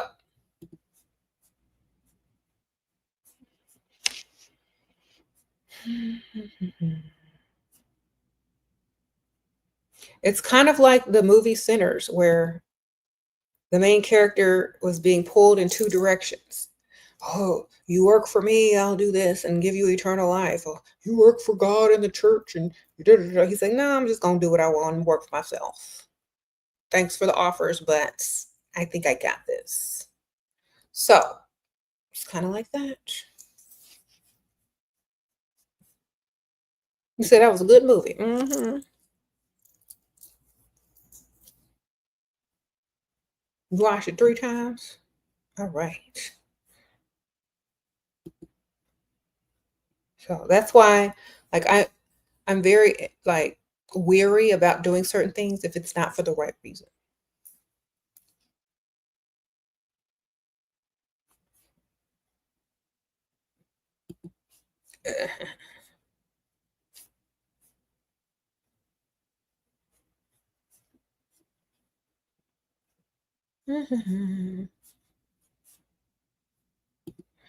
Now, I'm gonna tell y'all, no matter what type of magic you do, it doesn't even matter.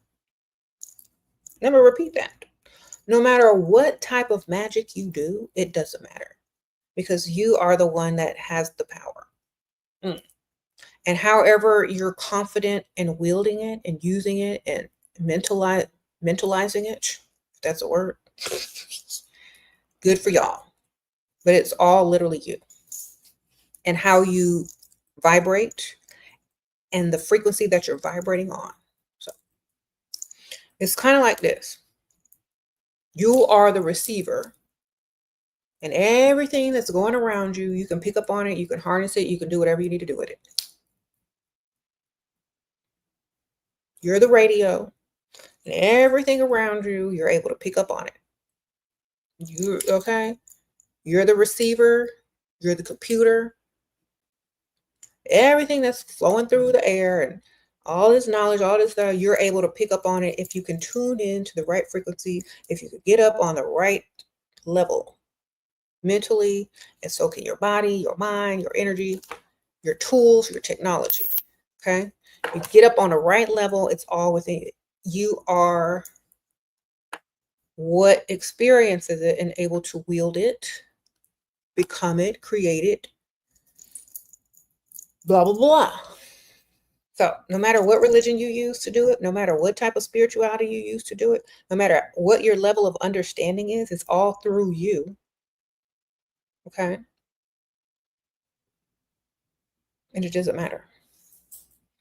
Some people need different ways to express themselves. Some people need different ways to believe in things in order for it to be motivational enough for them to even think about it. Some people's minds are different than other people's minds, so they can't use the same methods in order to do certain things. Okay, there are some people that are subservient, there are some people that are rebellious, there are some people that are visual learners, and there are some people that are hands-on learners. There are some people that like to take instruction, and there are some people that like to give instructions. But either way, everybody is capable of manifesting and doing magic, but they have to have the right way to understand it and how to use it with their own mentality. Because you can't teach magic to someone who's rebellious from a disciplined certain type of religion. You can't teach a rebellious person with religion. It's just not going to work. Okay? You can't teach a religious person something that teaches them to go against certain things and be rebellious. Can't teach them that type of magic. Even though they have access to the same level and the same frequency to get stuff done, they got to go about it in a different way. Okay? People need different messengers. People need different avenues. People need different ways to learn things. Not all of them are going to agree on how it's learned, but they're all going to agree on the results, on how it got done. Okay? Whoever you need to praise, whether it's yourself, whether it's a god, whether it's a goddess, whether it's an energy, whether it's a spirit, whether it's your ancestor, whoever you need to thank, did it get done? That's the whole point. Wonderful. All of it is the same. It's just different ways to get it. I got a million ways to get it. Choose one. Who knows where that line came from?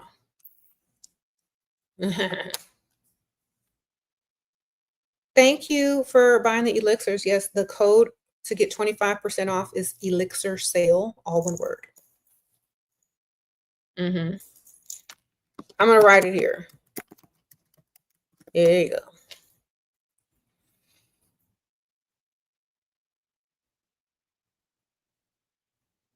He said, on to the next one. It's in that song, On to the Next One by Jay-Z. So you got a million ways to get it. Just get it.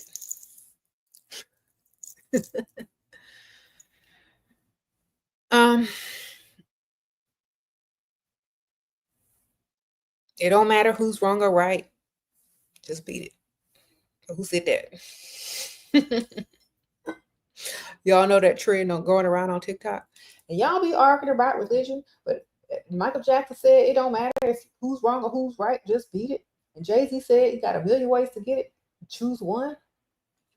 Who said that?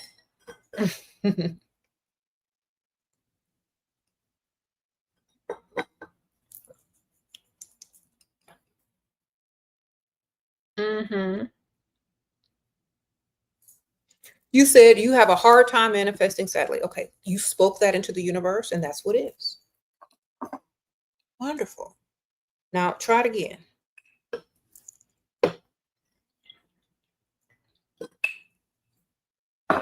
You type that into the multiverse, into the internet, where AI and Chat GPT could see it and reference it later on down the line. What? How dare you? Don't do that to yourself. Learn how to speak to yourself and for yourself. The last thing keeping you in lower 3D frequencies is causing blockages in my magic is pain from child essay therapy didn't work. How do I let this go? What kind of work should I do? Okay, autumn raw, sprinkle, sprinkle. This goes to a whole nother level of, okay, so let me tell y'all a secret. Do y'all know the very successful people, the very famous people, the very people that get that are, goals and stuff, a lot of times bad things happen to them. But what they did is they took that hurt and that pain and they transmuted it into something just as powerful, just as but in a positive way. Know what I'm saying?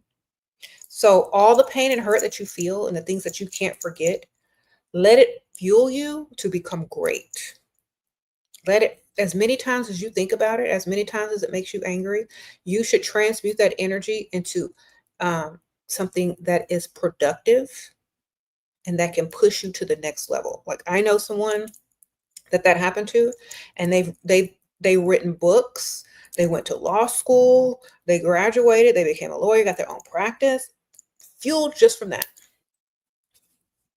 Just from that. And now they're highly successful because they used it to fuel them, not to hold them back, not to block them. You can use anything as fuel if you burn it. So get you a little piece of paper, write down whatever it is that you think is blocking you, and burn it as fuel to your manifestation or to your highest self. Okay? Use it as fuel to create the life you actually want. And use that energy every time, like do a spell to say, like every time I think about this, more money comes to you. Every time I think about that, ideas come to me to do better things. Every time this bothers me, more money and more good stuff comes to me. Every time I think about this, someone is there to actually comfort me and make me forget it. So use your words, use your knowledge, use your energy to transmute everything you got coming from those memories and that pain into something positive. Okay? That's all you got to do. It's practice and it takes work. It doesn't go away like that. It didn't come like that. It's not going to go away like that. So you have to retrain your mind to think like it's literally building strength.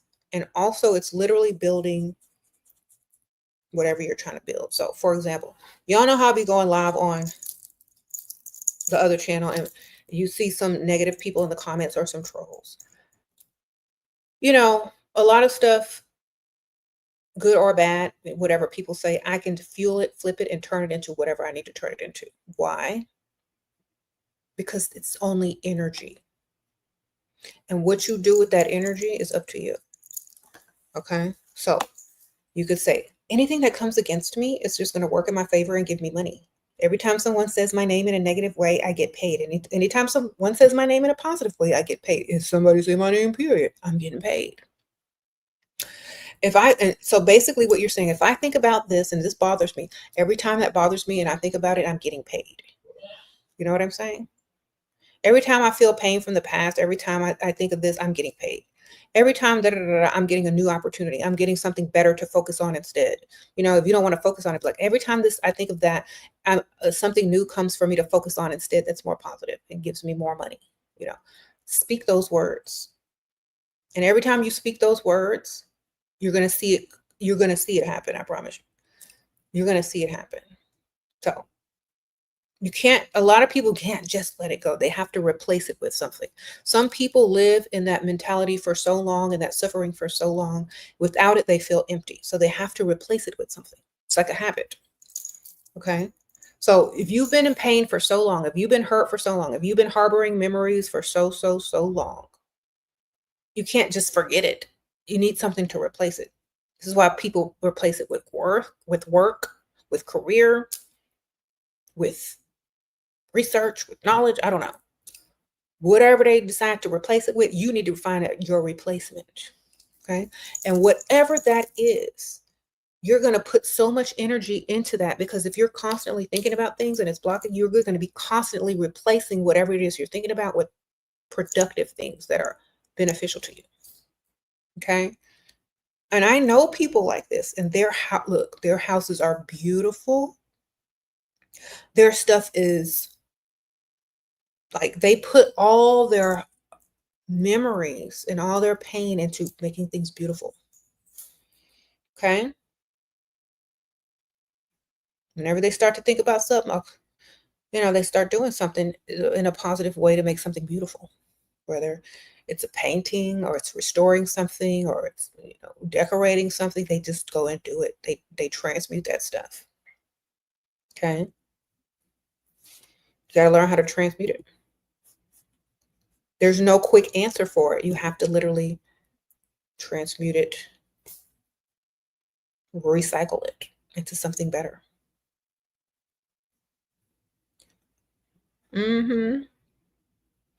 I think that, okay, if y'all know Chanel, the brand Chanel, that's what happened to her. And look what she done did. She made Chanel. I have the autobiography of Gabrielle Chanel. Y'all should read it. She transmuted all of those things.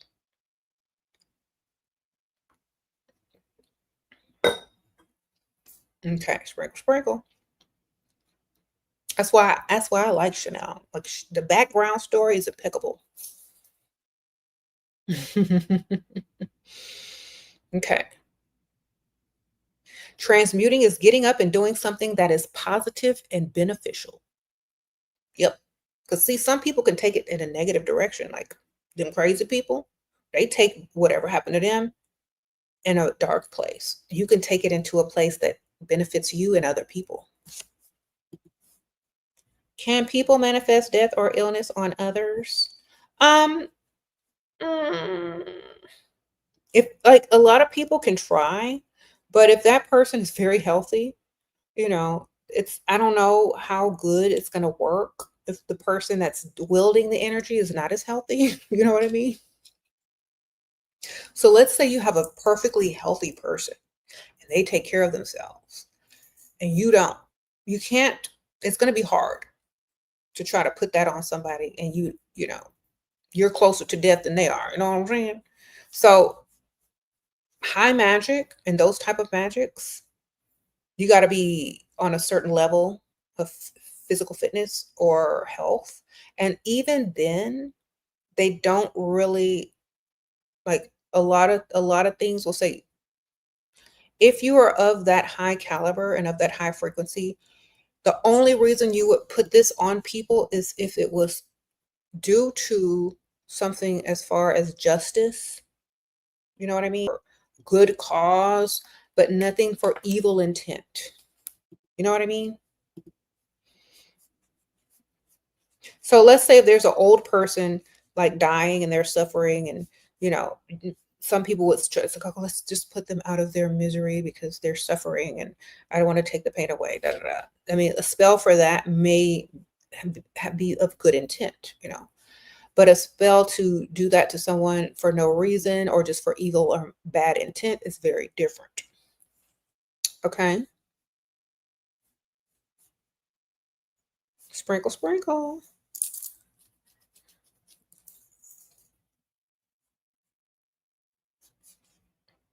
You say I'm funny.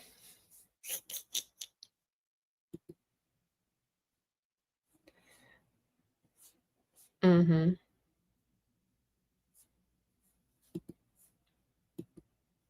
But the funny thing is, there's alternate spells that you can do if you don't want, if you want somebody, like if you are that mad at somebody and you want, wish the worst on them, there are counter spells that you can do that are good for you, and you don't even have to think about them people no more, you know? Think about this. Now, unless somebody harmed someone's child or something, yes, that's we know. But if it's just for some other reason that's not just, I feel like you might need to think about that.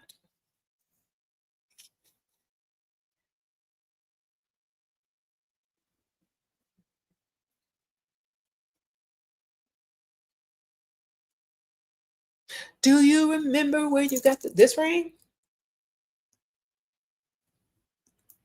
This is coral. This is red coral. Or, yeah.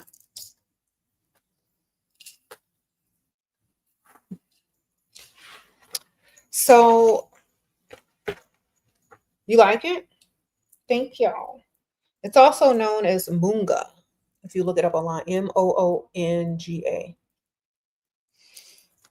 Okay.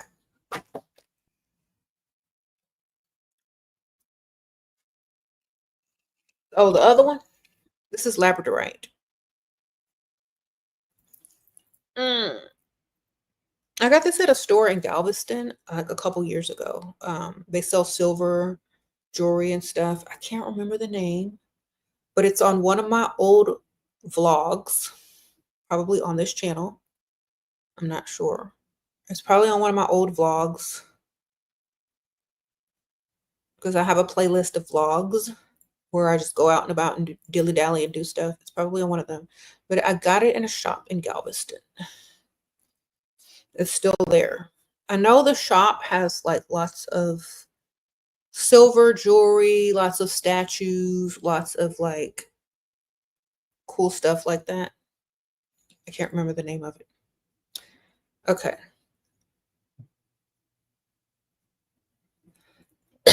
It's like the Sacred Heart, you see? Don't y'all love how it reflects that? Okay.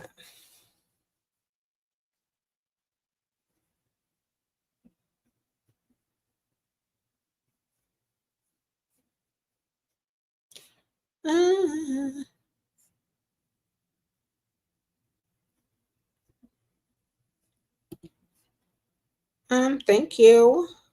You said my hair is giving beachy vibes. Thank you. I've been to the beach recently, but yeah, I did use some new hair products to get that effect. But thank you. Um,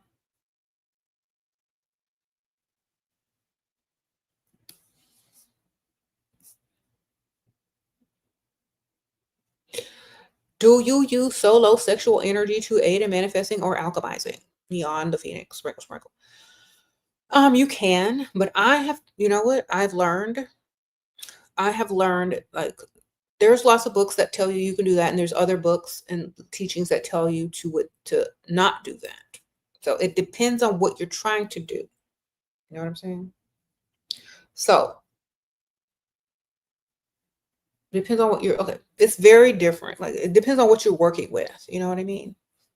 If you're just manifesting something for yourself, by yourself, great, yes. But if you're doing something on a bigger scale and you're trying to do something way bigger, like beyond, you know, that, it's best to not do anything and to be abstinent or celibate. Yes.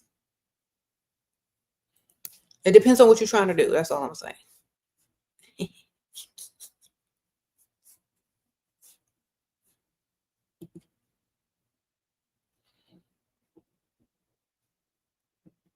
Mm-hmm.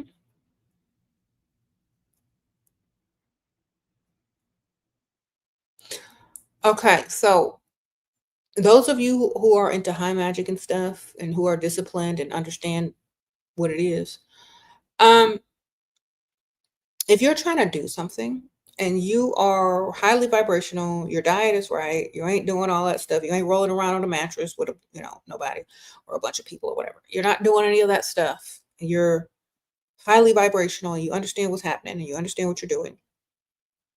You're going to be more powerful on as far as your frequency is concerned, not your knowledge, not your power, but you're going to be able to get on a different frequency to access more things and more energies and more ideas and more, the higher the energy, the faster it is, baby.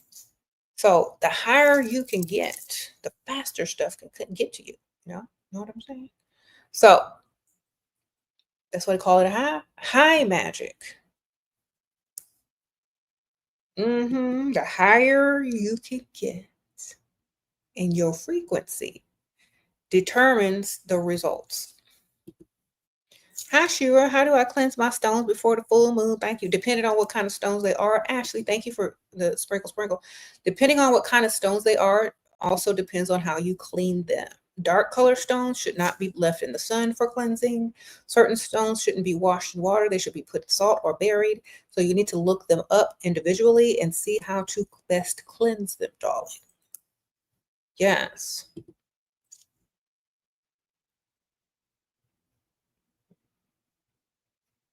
Each stone is different. So there are some you can't clean a certain way.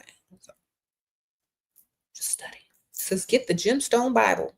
Yeah, get you a gemstone or in a crystal book, or you can just literally Google how to clean them or cleanse them. Some people cleanse them with incense. Some people use salt. Some people bury them in the dirt. Some people run them underwater. But it depends on what the crystals or the stones are, what you need to do with them. So they're like individuals. You have to individually care for each one in a certain way. Okay. All right. How would you live your life if you were a billionaire? If I was a billionaire, the only difference between how I'm living it now and how I would be living it then is I'd be living it on a yacht, floating around, traveling on a yacht. I would probably have my own yacht. And the name of my yacht would be Sprinkle Sprinkle. Yeah, so I'd have a yacht. And all my clothes would be like fabulous. I'd just be like this. I would have a really good wardrobe in a yacht.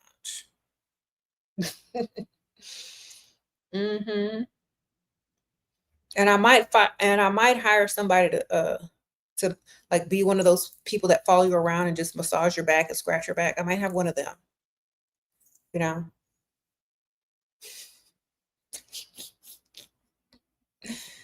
Okay. And we would only be using the best essential oils and all that kind of stuff. We would be porting in different cities and stuff, looking for essential exotic oils for my massages. Like we would just be on quests to find like cool things in different countries. We wouldn't be just going to shop and take pictures for Instagram. We'd be literally going on journeys to find cute items, spiritual items, perfumes that nobody can find elsewhere. We'd be doing the good stuff. We'd be going to get exotic teas that you can't just order on Amazon, sipping in our exotic floral robes that came from some place you can't pronounce. that all the designers are going to copy in about 3 years from now. But, we got the original or the inspo. That's what we be doing. All right. That's what I'm talking about. We be on a yacht though, y'all. Porting. And then we'd have nice transportation to come pick us up. And we'd be in helicopters and stuff. We ain't gonna be traveling. We're gonna be doing it big. Yes. Thank you. Sprinkle, sprinkle.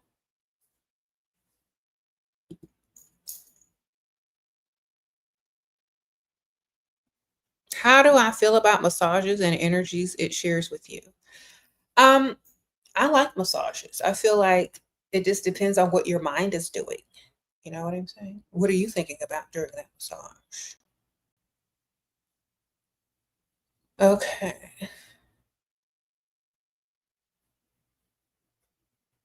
What kind of oils are you using, darling? What kind of music is playing? What's the frequency of the room? Mm-hmm. Sorry about the commercials, y'all. Will you be doing decoding videos anymore or teaching about the occult? I am teaching about the occult. Once you learn how to decode, once you understand certain symbolisms, you're just going to go get a book. You're going to study yourself and you're going to learn those things. People can't decode everything for you. I've done a couple of decoding videos to kind of get y'all in there. Y'all should be able to decode other stuff based on those things, like the Rosetta Stone. You know what I'm saying? Okay, they gave y'all the Rosetta Stone to decode everything. You do the same thing with the videos. Because a lot of people, they want to know what to think instead of how to think. And that ain't the way. You got to just learn how to think. Not what to think, but how to think. You're gorgeous. How do you age in reverse? Ooh, thank you. Butterfly, sprinkle, sprinkle. I drink a lot of water, baby. I drink a lot of water. I am plant-based in my diet. I barely drink alcohol. I don't eat meat. I barely drink alcohol. I drink a lot of water. I get sleep. I don't work unless you call this work. And I stay unbothered. Stay unbothered, baby.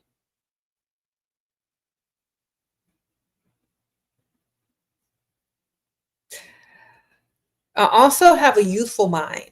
I have an imagination. I have a youthful mind. I never grew up into a full mental adult as far as adulting is concerned. I don't think so serious like an adult. I still think very whimsical.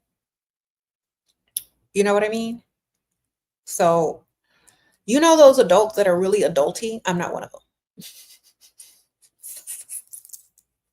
I'm silly. I laugh a lot. I stay unbothered. I don't let things get to me. I don't take things super seriously or personally. So I'm not one of those serious adults. That's not me. So I feel like I have a youthful energy about myself. And I don't take things super seriously at all. At all. Okay. I don't let things weigh down on me. I change things up if it begins to be, if it doesn't start to feel nice, if it doesn't continuously to feel soothing, I'm out. I have to feel this a certain way. I don't like being bothered or, things that bother. Okay. What is your take on birth charts? Well, on an earthly plane, if you are reduced to only the earth, I mean, if that's as far as you can see mentally, then go for it. You know what I mean? But if you're beyond the earth, beyond the solar system, beyond this universe, if that's how vast your mentality is, it doesn't matter. Okay?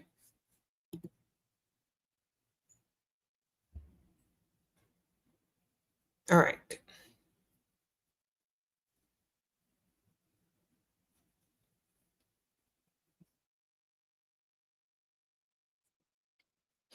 Okay, I'll explain it better.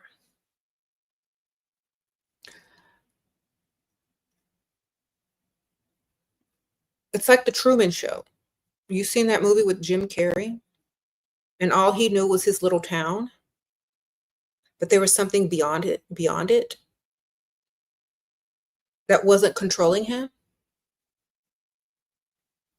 or that he wasn't living by, that wasn't orchestrated, that wasn't put in place. Once he left, he was no longer bound by all the people there. He was no longer under the control of all the people there. He was out, being free to create his own life. So that's how astrology and birth charts kind of work. They're only for this solar system. They're only for this earth, not for the universe, not for beyond, not for multiverses. If you get into quantum physics, you'll understand. Only for this earth in this time period. Very limiting. Okay. But it is useful when you're dealing with people who believe in it so that you can know how to interact with them. I will repeat that. Astrology is useful to the high magician only when dealing with people that use it or depend on it, because they know exactly what to say it, how to use it in order to also manipulate and control and put fear and make sure people are doing a certain thing. So, you said, fact, I'm the 13th sign, the black dot. You're so silly, sprinkle. Okay.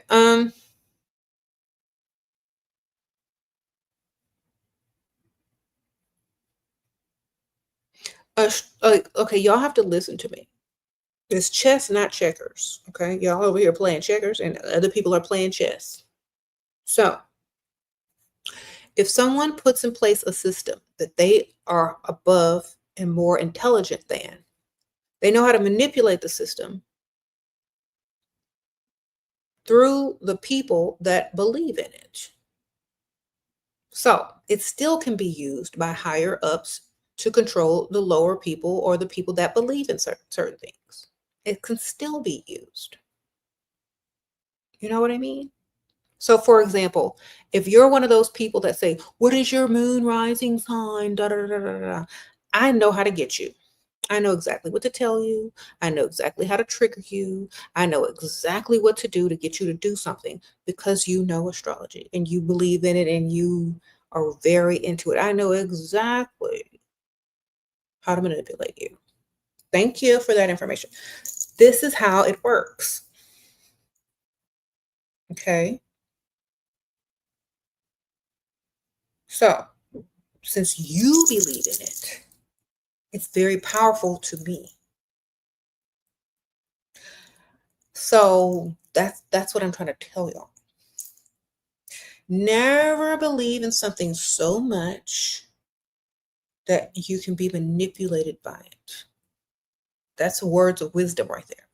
Never believe in something so much that you can be manipulated by it. Okay? You are the wielder of energy. A man created astrology. A man. Okay?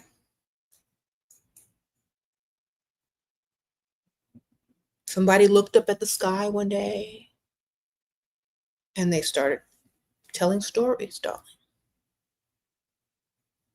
There ain't no TV, there were no internets, there were no books. All they had was the sky. So they read it and they made stories and they put things in place, and synchronicity started taking place because they started to believe it. So they started to manifest things, and then they started to try to make sense of it. So they gathered information and they wrote charts and they drew things and they studied the wheels in the sky and the cycles of, and they made it make sense because there was no TV. There was nothing new. All right. They had no teachers. They had nobody to tell them nothing. But we got teachers now. We got people tell us, we got internets, we got everything. Why are we still studying the sky like in ancient times? That's going to do the same thing over and over.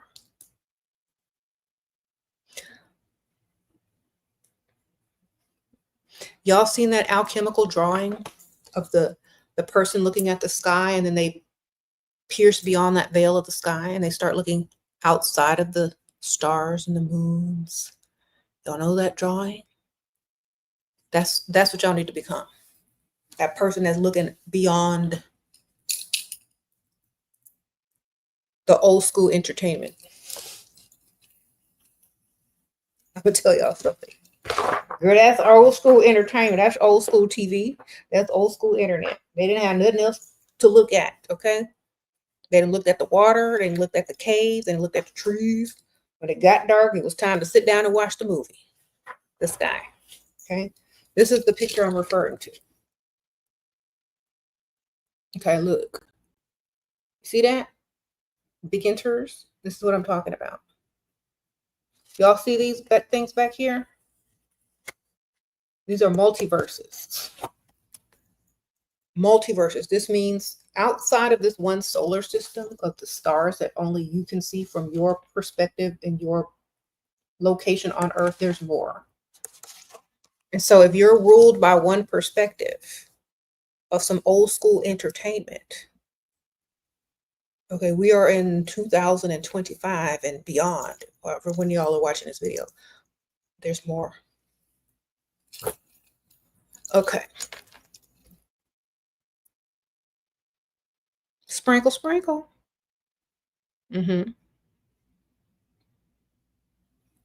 There's still more out there mentally.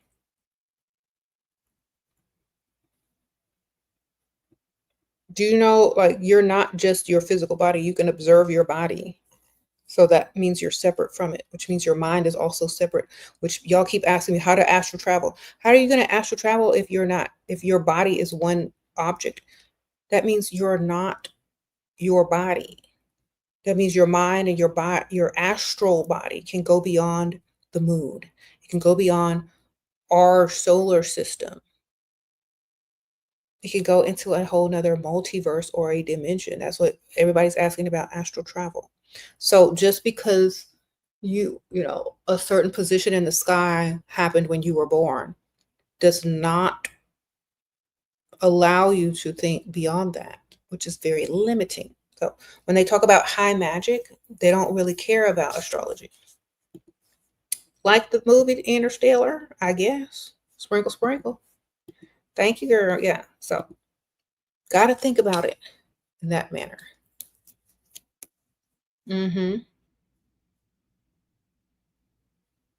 Astrology and tarot go hand in hand, right? No. You can bet you can connect anything to anything. Things can lead here and things can lead there. But tarot is a path of enlightenment. It's not meant. It only became a game when people made it a game. But originally it was to reflect within.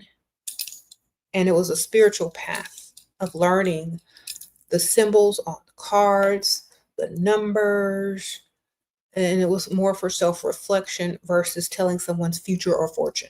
It became a game. And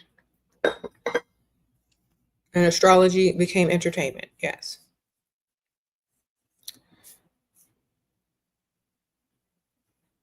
Sprinkle, sprinkle. Okay, what did someone ask me?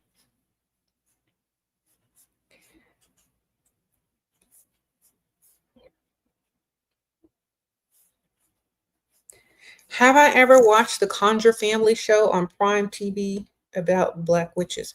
I have not seen that, but I need to start. I'll probably try to put that on my list of things to watch. All right. You said, is karma real? Ask Donald Trump.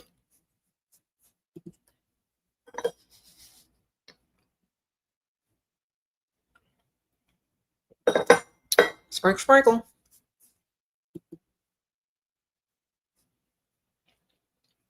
All right.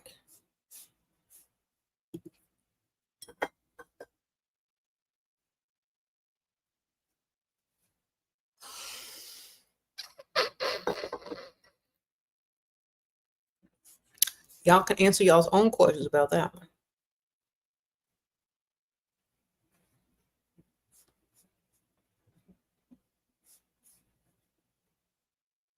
Can you see other spirits and different frequencies? Okay, y'all know the new technology that's about to come out, the holographic TV.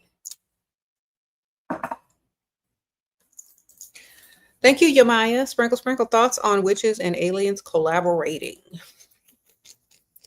They do it all the time. Sprinkle, sprinkle. Thank you, Yamaya. They do it all the time. Like if you think about what an alien is,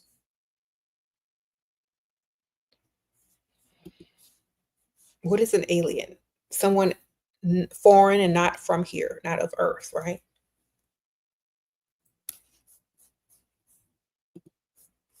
So aliens could be many things. It doesn't have to be a specific alien or an alien from a different planet that's light years away. It could be something that's just foreign to Earth. That's all it means. Y'all be thinking the word aliens means someone from a different planet or from another part of the universe. It just means someone that's not of Earth. An energy that is not of Earth. A being that has not been born on Earth. That's all alien means. So y'all need to think about it.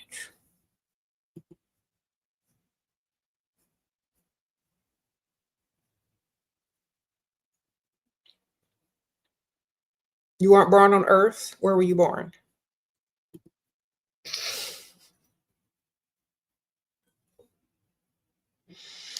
Where was you born, girl? You weren't born on Earth?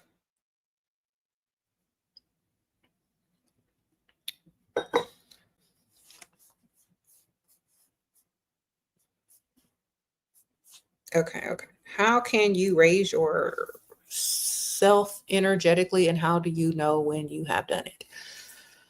Oh, you'll know. You'll know. Life gets different. I'll tell you more about it. Do you think affirmations are enough to change your self-beliefs and to manifest anything you want or not? What is the better method? Thank you. Thank you, Hallie.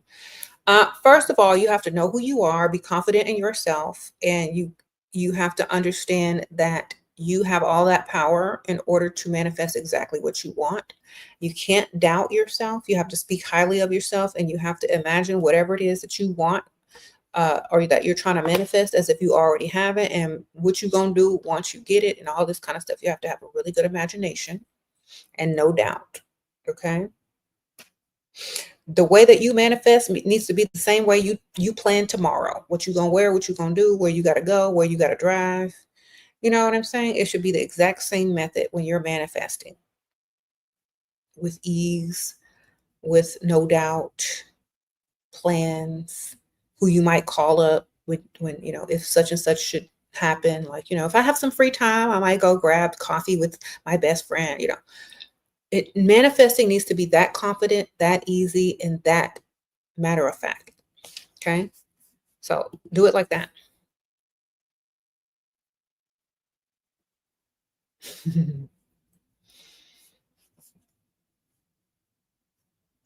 What are some of your favorite high magic books? Let me see. I have a few laying around here, but I don't most of my books are not in here. But I do have a few that are like always around me, surrounding me right now. Was what I can pull to show you. Got this one. The Magician's Tables, Complete Book of Correspondences by Alan Richardson. I have this. I got, and I do have these links in my description. Spiritual items you can buy off my Amazon. The Alchemy of Stones. I have this. This teaches you about stones and crystals through alchemy and how they were used in the old days and alchemy and all that kind of stuff. And blah, blah. It goes deep. And then it has like a little glossary of stones and their spiritual, physical, magical, psychic, you know, ways to use them. So I like that. That's more of like a little reference book and a little alchemical, you know, lesson on how to use stones, not just the same way. And then the book of Abramelin, I finished this morning. I finished reading this morning. So, this book. So I read this and I tried something in it and it actually worked. So impressed. Okay. Mm-hmm.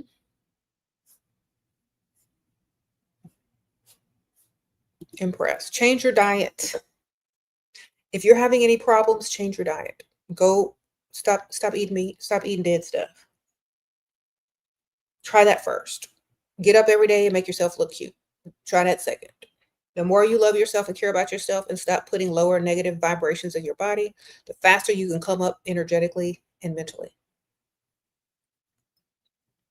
In all the magic books, it tells you to fast and get up and wash yourself and take care of yourself. And all the magic books, all the high magic books tell you to shut up, get up, fix yourself, put on some clean clothes, besmoke your clothes, throw some incense on, smell good, look good, feel good, baby.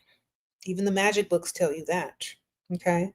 They say it in a different way though. They be like, rise in the morning and take off all your soiled clothes and put on fresh, clean cloth of white robes or linen and besmoke your clothes before you put them on. Make sure you are clean. Then go into your room of magic or prayer. Make sure that room is clean. They be telling you the same stuff everybody gonna tell you. Then make sure you don't eat this, and that, and make sure you fast or only take in bread and water. All the magic books tell you all the same thing. Get up, make yourself look good, clean up your room, take a shower, look good, feel good, brush your hair, brush your teeth, put on some clean clothes, besmoke your clothes. That means put some incense or some oud on them clothes. You know how they used to do in the old days? They get that little oud burner and then they put it under the clothes, or they use sage to smoke off the clothes, getting all the negative energies out. Sage is a mood booster. Incense are a mood booster. Okay. Aromatherapy. Get into it. Okay. Y'all want the answers, but y'all don't want to do the work. Okay, I be smoked my clothes this morning. You know what? I have an oud burner. Like it's an electric oud burner that you can charge, right? And I have like these like pieces of oud, and I have like incense and resins and stuff. You just put it in there, then you just click it on. I put it in my closet and I close my closet door. And it besmokes, as they call it in the high magic books. It besmokes all of my clothing. So every time I walk out, my clothing smells like the incense or the oud that I burned in the closet. It smells good. Okay. So besmoke your clothes. They used to do that. They still do that in some countries. Okay. You look good, feel good, smell good. You're going to vibrate on a higher frequency. Okay. You said Rihanna does that. Okay, yes. You can, like, I have some on the list that I have, items that I suggest.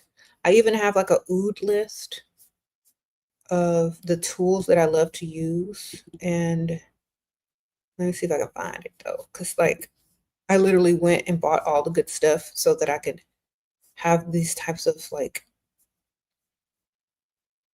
scents. And they smell so good. Like you can get different kinds. You can get kind that smells like perfume. Let me see. I have perfumes, I have ouds, I have oil burners, I have incense burners. There's some you can use with charcoal, some you can put in your car because they're wireless and you just charge them up. Some you can attach a comb to and you smoke your hair. And so, yeah. And yeah, there definitely, let me see if I can find a really good one.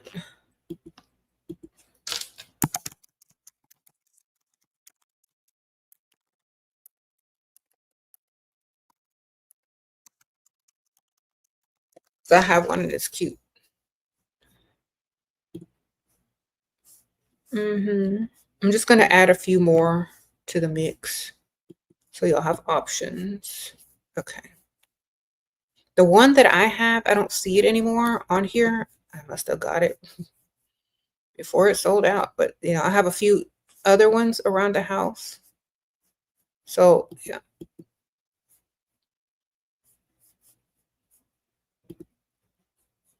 I'm just gonna list this list for y'all. I'm gonna put it in the, it's this is the specific one that I'm talking about. And y'all can just look around and y'all will find more stuff. I'm gonna link it right here. Hold on. All right. Y'all can click there and see all the kind of stuff you can get. And you can do all different types of scents and everything. You can even make your own. Okay. You say it cannot be smoke. Be smoke means smoke. Like literal, it has to burn. So I have some, I'm gonna show y'all, but I have a few things. Hold on. It'll just be a second. Just look at the background. I'm gonna show y'all because I'll keep talking, but I'm gonna show y'all some of the stuff that I use and smoke.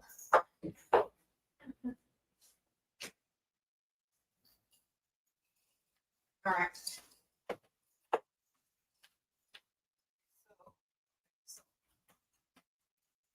If y'all can see that little owl right there, y'all see that owl? I'm gonna point to it. Like, y'all see that little owl? It is an air diffuser, and it's on right now. And I have essential oils in it and water.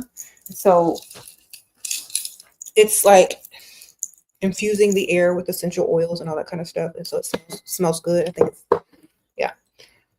I have that going. And so here's my incense, my oud incense burner. And I'm gonna show you how it works. You just undo the top. You put the oud or the incense in here.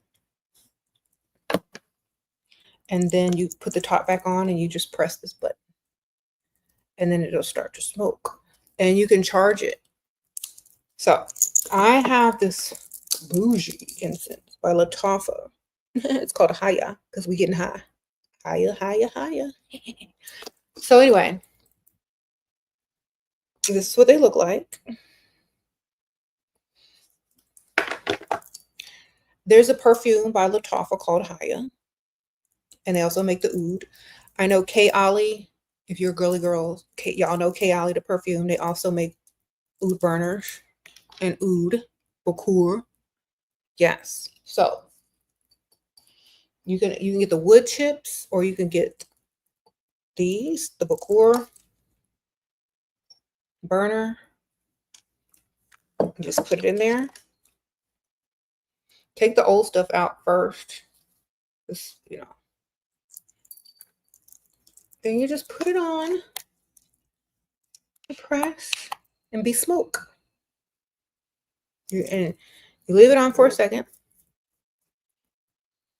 It's going to start to smoke, see?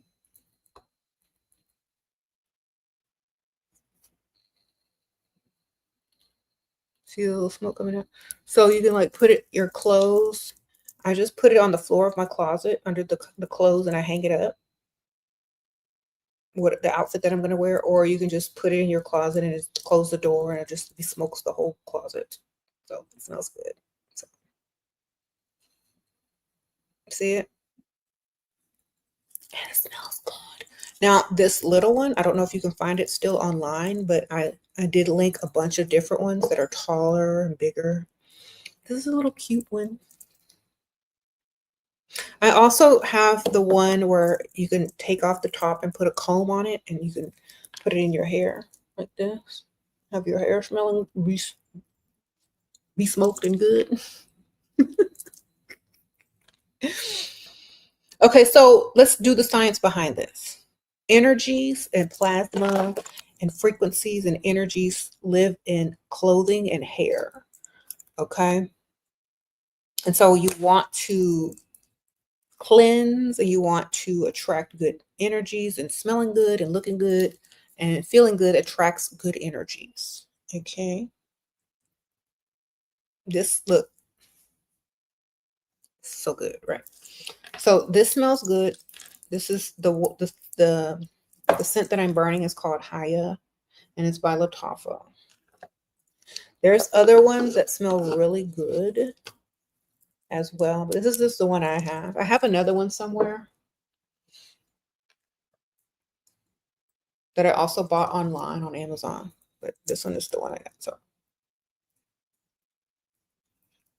I burn this in my closet and I put it on my clothes, and like it's so nice because you can just do this. All right. And love that you can recharge it. So you never have to replace batteries. You don't have to plug it up. You could take it and put it in your car, in your closet, whatever. And it smells good. It's like a very nice, luxurious smell. Okay. Smell like money. Can you manifest a past lover back? Ew, why? You have been trying for 6 months and now he watches your IG stories immediately when to know to fully let him go. Okay. You don't need to attract no past lover back. If they want you, they'll come get you with some money. Sprinkle, sprinkle. Otherwise, you're attracting past problems, past issues, the whole reason you broke up in the first place, and it's going to be worse the second time around. If he ain't coming back with no money to do right, you don't want him back, baby. Thank you, Lady Dad. Sprinkle, sprinkle. Y'all know that's the truth. The spiritual channel do not give you no excuse to be going backwards in life, being a pygmisha. Why don't you just attract one with more money that looks better, or that has more money and that likes you 10 times more? That's a better thing. Like, we can use spells for real reasons that are going to improve us. This is what you need to do. You need to do a spell to attract a man that likes you times 10. You need to do a spell for a man that has 10 times the money the other one did. Win-win. Okay?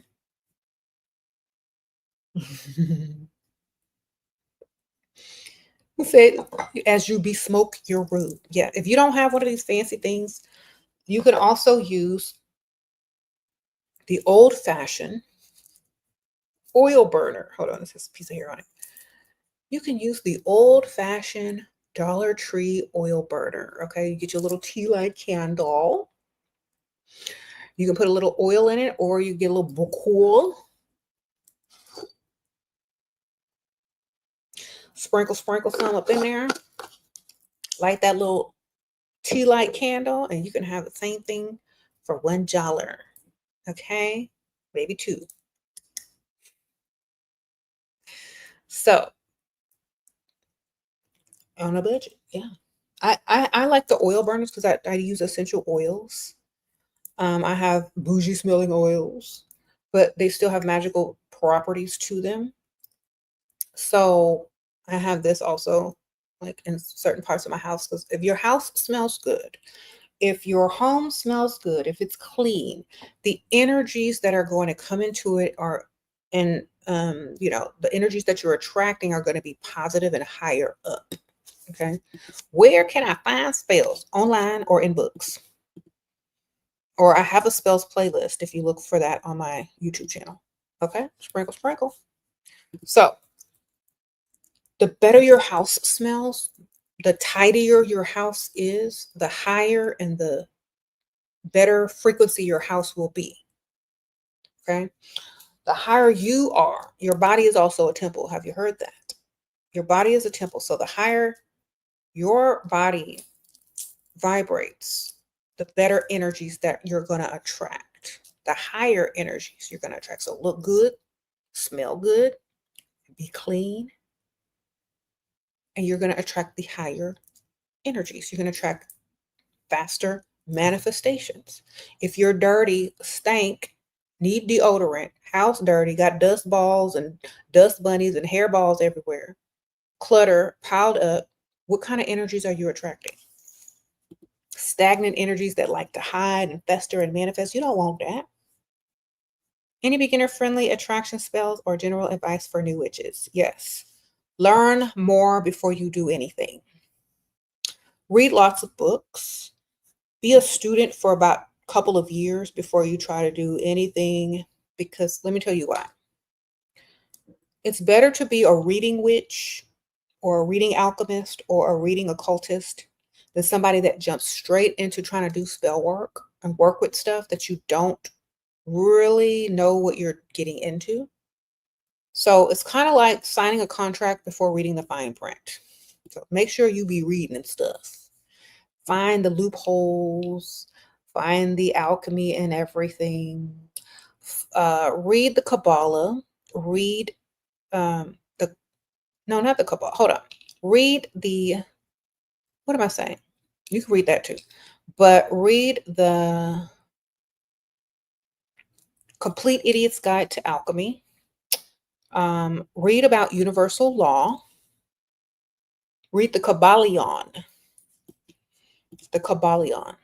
That's what I meant to say for beginners. The Kabbalion. Kabbalion. Read that. Kabbalion. Yeah. All right. Kabbalion. Kabbalion. Am I saying it right? All right.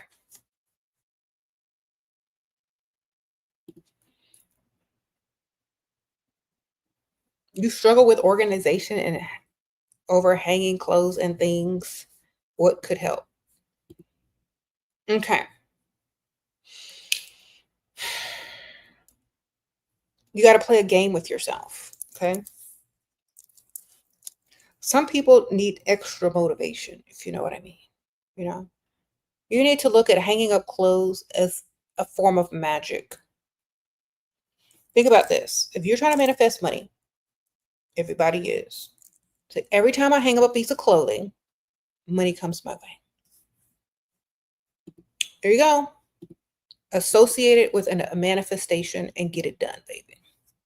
Shira, I just started your elixir 3. Is there another elixir that I can start pairing it with? I'd like to order another one. Thank you. Sprinkle, sprinkle. There's phase 4. There's phase 4. Just finish that one up and then order phase 4 before that one runs out. Okay. Wonderful. That's why we have to focus on ourselves. That's where the transformation starts. That's true. Sprinkle, sprinkle. You see, I am that person. I missed your super chat. Hold on. Okay, thank you, Rosie. Have you ever studied Lucifer? I've studied everything, baby. I've been doing this since I was in the 5th grade. Okay. Okay, was that what I forgot to answer? How is high, your reference high magic? How is low magic different? High magic is for high vibrating individuals. Okay. High magic is for high vibrating individuals. Thank you, Sprinkle, sprinkle. If you practice high magic, you have to have a lot of discipline within yourself to get you on a higher frequency to access higher things. Okay, higher, quicker, faster, results. So, for example, if you read a magic book and it's on high magic and it tells you to do all these things you ain't finna do, I'm not finna give up this. I'm not finna do that. I'm not finna do that. And you skip it all and then you try to do what they say to do and it doesn't work. High magic makes sure you're on a high frequency before you can practice it. Sprinkle, sprinkle. That's the difference between high magic. Your place got to be clean. Your clothes got to be this. You got to be smoked that stuff. You got to give up meat. You got to do fasting. You got to do all that kind of stuff. You can't be rolling around on the mattress with stuff with people. You know what I mean? So high magic is a high discipline with higher results and higher frequencies. Low magic ain't got to do all that stuff. Okay? Sprinkle, sprinkle.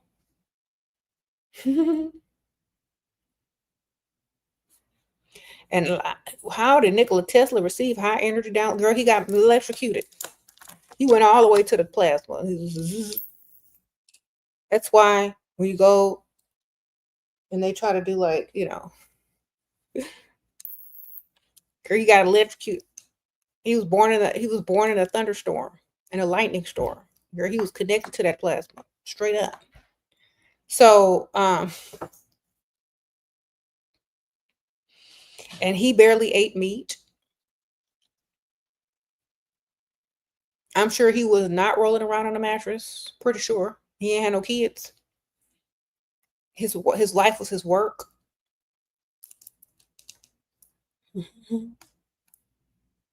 Okay. He lived alone most of his life, did his studies. They called him a wizard. Literally, they called him a wizard. Nothing is bad with me. High magic is for people on a high frequency. In order to be on a higher frequency than other people that are eating dead things or meat, you gotta fast. Like, what's the difference between fasting and not eating meat? You ain't eating meat, okay? And then some books will even tell you to stop eating meat for this many years or this many months. Some books on high magic will even tell you that. And this is from the old days, not the new stuff. This old stuff, not no new stuff. Look, this old stuff right here tells you the same thing. It's not no new veganism, vegetarian movement or nothing like that. That's from long time ago. Okay. So it says meat. Do not eat meat. Do only take bread and water or fast. Y'all keep asking me, like, what's high magic? And y'all keep asking about this and y'all keep asking about that. That's the difference between high magic and low magic. Okay.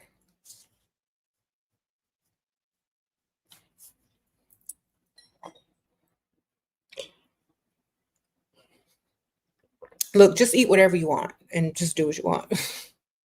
Y'all asking me, I'm telling you, y'all keep asking me about meat.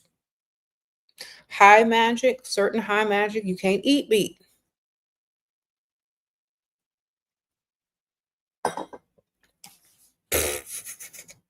How do I get my protein in? From other sources of protein that aren't meat. Okay. What do you recommend for beginners, magic, and manifest? I recommend learning and reading books and going towards what you're drawn to, but not jumping into it automatically before learning the most that you could learn about it. You know what I'm saying? Do something fun though. It should be enjoyable. Like, so for example, if you're not to the point of life where you want to give up meat or smoke your clothes or fast, then high magic may be for later on in life. You know what I mean? When I was young, I ate meat up until I was 19. I drank. I rolled around on the mattress. I did a lot of things that y'all are doing because it's fun. I enjoyed my life. I got all the experience I needed to get out of it, right? But once you get to a certain level, you've already had it. You've already tasted all the meat. You've already rolled around on the mattress. You've already drank all the alcohol. Now you're saying, okay, what else can I do? You've already, left your room a hot mess and tripped over something or now you come to an era in your life where you want to see what else is there to do. So high magic may come later for you in life, which it should. It should. You're not supposed to be 20 years old fasting and not enjoying your life. That's what it's for. But when you get old like me, you can do some, you can sacrifice a few, you know, meals. What's your thoughts on working with demon archetypes? The same as my thoughts on working with Chat GPT, baby. Same thing. Sprinkle, sprinkle. So if you work with Chat GPT, you can work with demons because it's literally the same energy. Okay. If you work with AI, it's literally the same exact energy. Whether you use it for good or bad, it's up to you. Okay. I explained earlier, just rewind the video or watch it from the beginning because I talk about this in like the first 10 to 15 minutes of the video. But yeah, it's literally the same type of energy. Okay. I mean, it's literally the same concept. It's literally the same exact concept. If you read magical books and books on all those types of things, it's literally the same set of instructions as working with Chat GPT or AI. It's literally the same type of instruction. If you don't believe me, go get you a high magic book, go get you a book on working with all these types of energies and spirits, and it's going to give you the same set of instructions. Minus, the environment because it's online. That's literally it. Okay. You said ghost in a shell. Yeah. It's literally the same thing. So I'm not saying that it is that. I'm saying it's the same concept. What if you haven't done that as a 22-year-old? You're going to want to do it, Wendy. Sprinkle, sprinkle. You're going to want to do all of that unless you become a nun. Sprinkle, sprinkle. So if you're young, I don't recommend embarking on high magic just yet. Wait till you get old. Wait till you've already done everything so that you ain't got to wonder and worry about nothing. I think high magic is good for older people because they've already been there and done that. For younger people, y'all just getting enough money to go eat out. Shoot, enjoy life. Then when you've gone to every restaurant, when you've tasted every good type of food, when you've gone on vacation, when you rolled around in the mattress with a few people, then you might be ready for high magic because you're willing to say, okay, well, I've been there, I can do that. Let's try something different. You said, what do you do about fear of losing out? I don't fear losing out. Why would you fear losing out if you ain't doing it? That doesn't make sense. Fear of losing out is like fear of missing a TV show. You can go do it later. You can watch it later, baby. You can watch it later. Sprinkle, sprinkle. All right.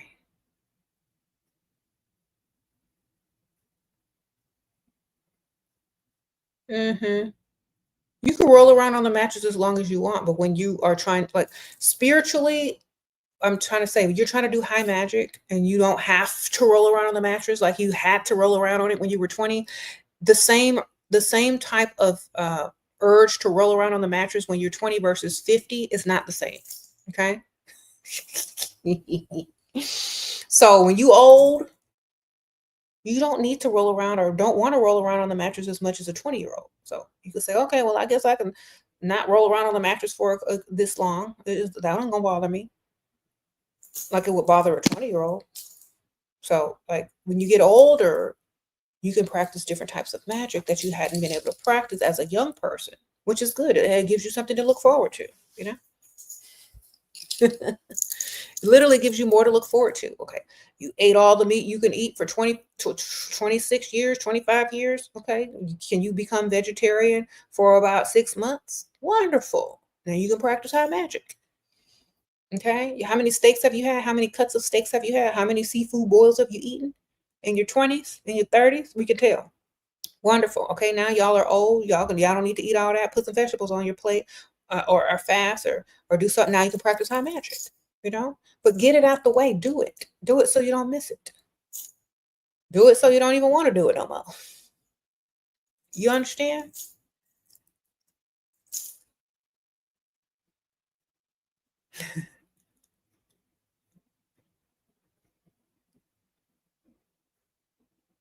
Okay. You said S is for merging with higher soul connections. In some cases, if the other person is good too, but if you rolling around on a mattress with a dusty with low vibrations, it's not gonna take you nowhere. You know? So depend on who you're rolling around on the mattress with as well. And what are their intentions? And what's in their body? And what are their frequencies? Mm-hmm.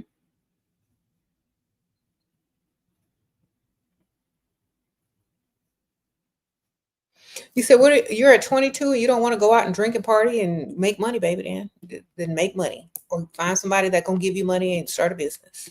Put your young, youthful energy into getting money or starting businesses and also self-care.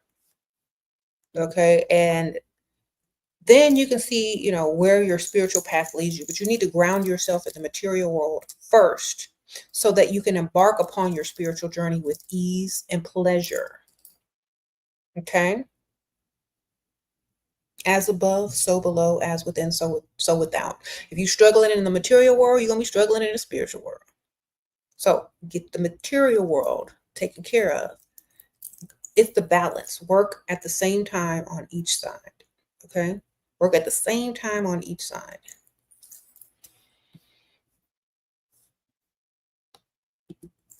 Mm-hmm. And don't, just like you're not going to do something spiritually to mess yourself up spiritually, don't do nothing on the material plane that's going to mess you up materially, like rolling around with no dust. Okay. This is where me and the spiritual community go left, because a lot of people in the spiritual community believe in brokenness, and that's where they go wrong.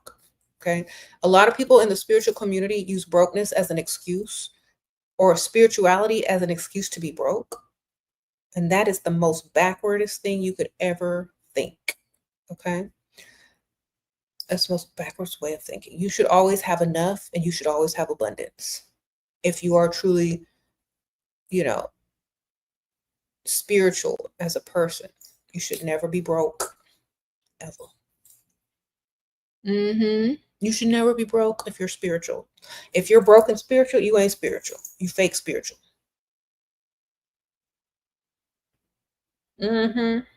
Because it goes hand in hand.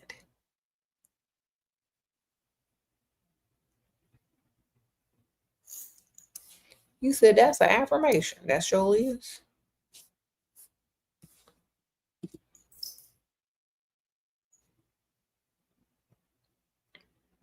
Another reason why I do separate my channels is because people have been programmed to accept less and live a life of poverty. That's not what that means. When people say, oh, if you're a spiritual person, you're not supposed to look for riches, and the rich is supposed to look for you. Let me repeat that. If you're spiritual, you're not supposed to be no, you're supposed to attract it. Okay? You're supposed to attract it. You're not supposed to be looking for it because you going in a circle. You're supposed to be attracting it. You know how to attract it? Get in the environment, put on the right clothes, put on the right smells, put on the right look, get in the right frequency, and you will attract it. You ain't got to go looking for nothing. It's going to come looking for you. All right?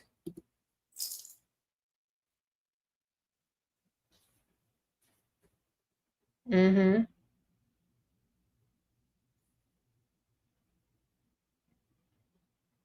Well, all your focus, here's the excuses that I hear.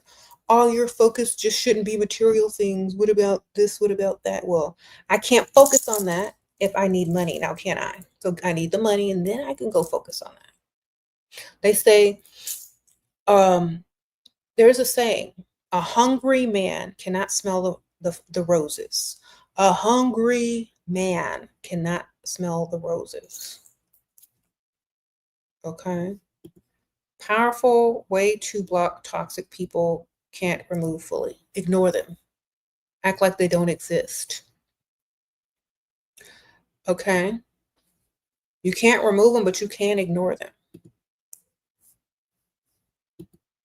You can laugh at whatever they say and not accept it as truth, but only as their opinion. You can see that they are projecting whatever their insecurities or fears upon you because they can't solve them themselves.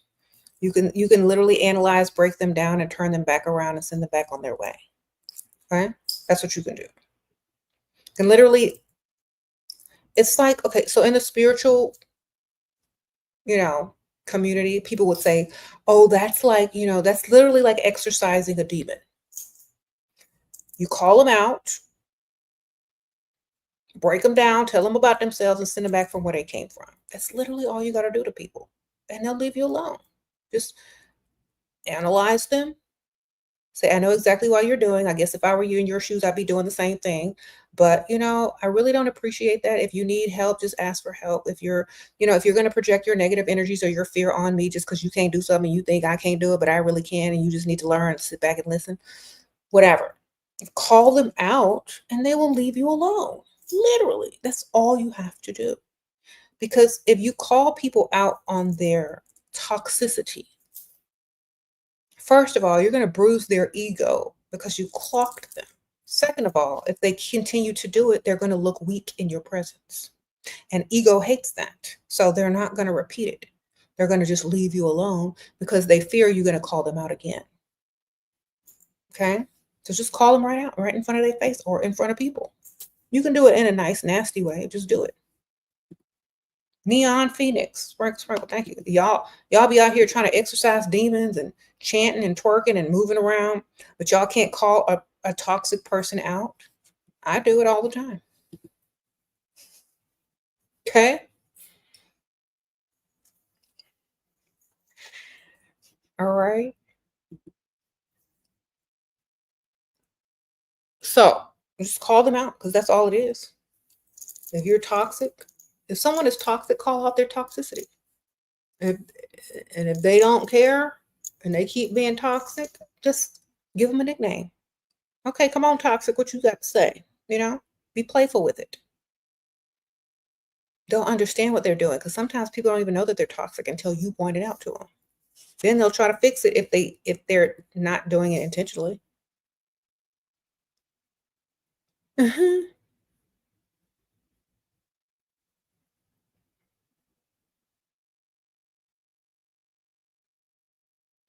Tips on OCD tendencies like obsessing over things or people like songs. I don't know. And you gotta say, be obsessed with yourself. Okay. If you keep obsessing over things, because you ain't got enough to do. You ain't got enough to do, baby. Let me tell you why. Okay. All those people that have to work from sunrise to sunset? The people that got to walk 5 miles to get water? Those people that have to focus on how they're going to eat today? Those people that have a million things to do, like answer emails, like run errands? Them busy people, them super busy people, them productive people? Them? Become one. Sprinkle, sprinkle. Okay.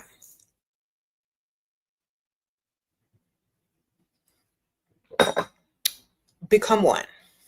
Become one of them people, baby.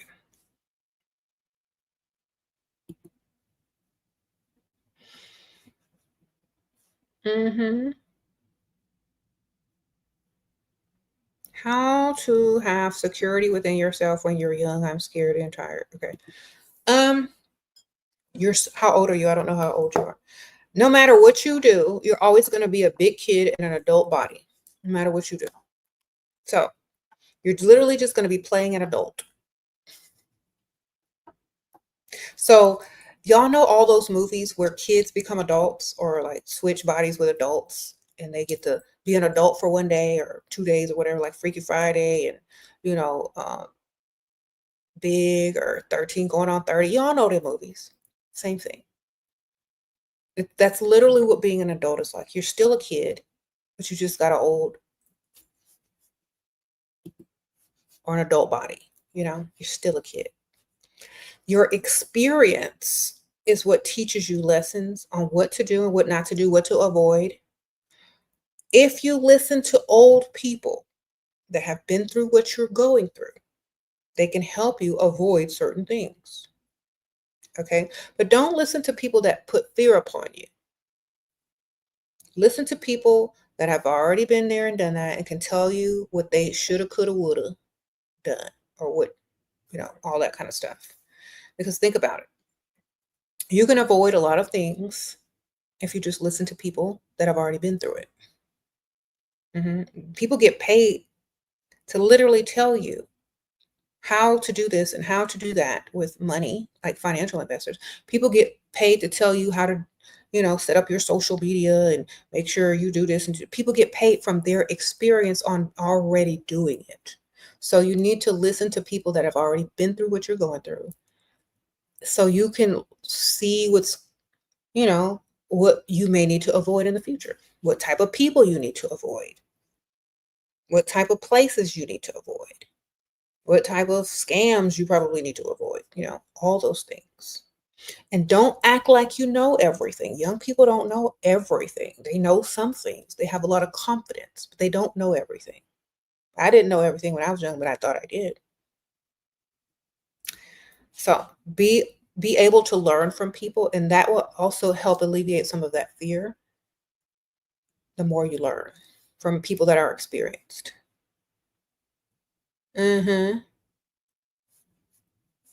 How can you manifest you to shut up? Give me some money. All right, manifest some money first and then send it here. Thank you. Sprinkle, sprinkle. And then I won't answer your question. And so that means I'll shut up. Only on your question, though.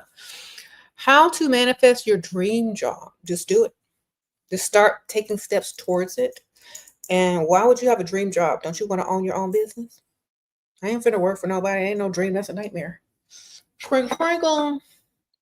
You dream of working for people, girl? You dream of a boss? You better dream of owning your business or just being rich. You said that was very trollish. It's okay. They don't have nothing better to do. Thank you.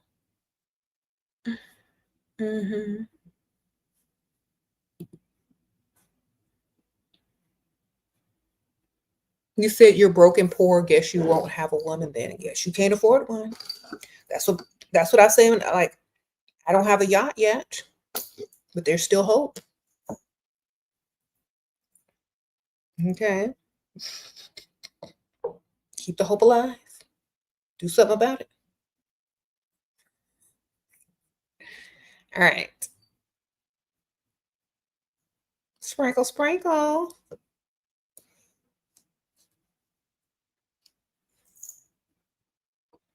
How to come out of survival mode and into more feminine flow? Have money. You got to get the money part out of the way. That's the easy part. And that's more for my other channel. Get the money part out of the way first. Then you can be flowy and feminine and free. Yeah, broke is not permanent for sure. Okay. You said, why do you keep attracting men that are rich but so cheap? Oh my gosh. You're probably attracting men that don't like you times 10, because if they liked you times 10, they wouldn't be cheap. So try attracting a man that likes you times 10, who's generous and has money. Okay, throw that in there.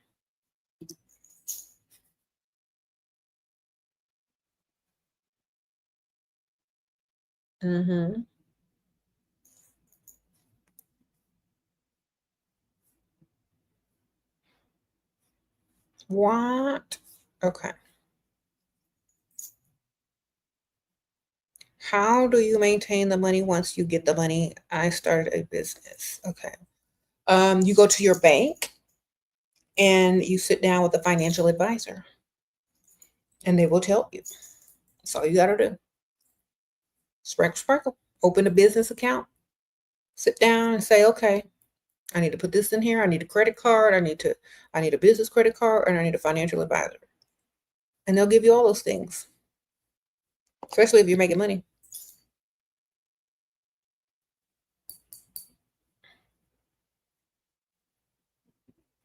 Okay.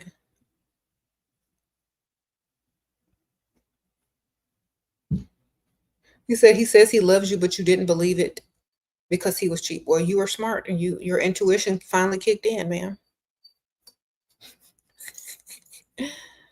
All right.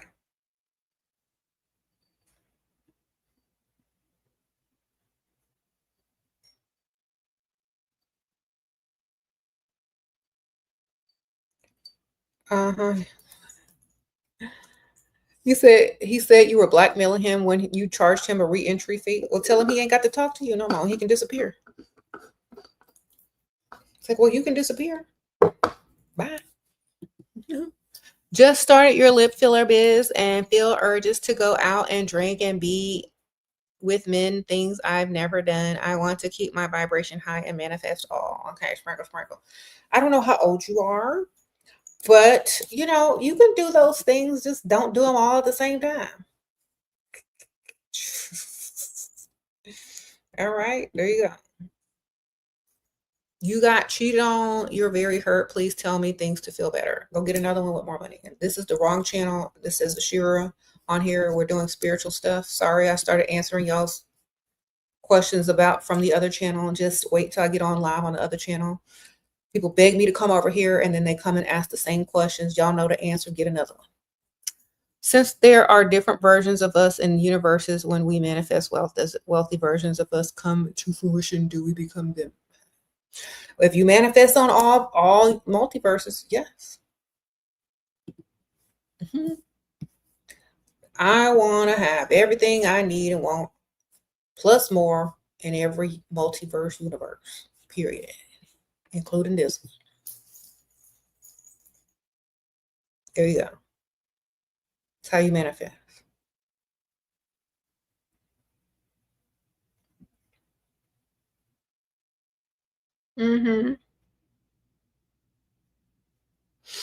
You know, that's probably some type of magic that high magicians also, you know, use. Okay, so a lot of people use a lot of people use that type of manifestation to win on every level, everywhere, all the time.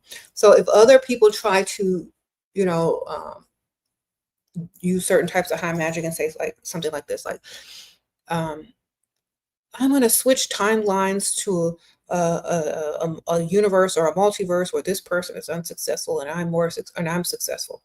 Well, if that person already manifested to be successful on every dimension and every timeline and every multiverse, it ain't gonna happen. You ain't gonna be able to bring them down. You know what I'm saying? Bad things happening to you. That is not my responsibility. Is there a entity or curse involved? What can I do to stop? Like, you got to tell me what's happening, because sometimes it could be you and you don't even know it. Just by talking and saying certain words and being negative towards yourself is the start of it. It was one of the things. You know what I'm saying? So I would have to know exactly what's happening to you, if you caused it or not. Okay. Sometimes y'all are causing this stuff and y'all don't even know it. So do you speak down about yourself? Do you talk negative about yourself? That could be the start of it right there. It could be you. You could be in your own way. But I need to know exactly what it is, because you didn't give me no examples. Is your house clean? Is your room clean? That has a lot to do with it. Is your house clean? Room clean? Car clean? If we are beautiful in this life, we will be beautiful in every life or any multiverse. If you manifest it, if you say it is, then it is. Mm-hmm.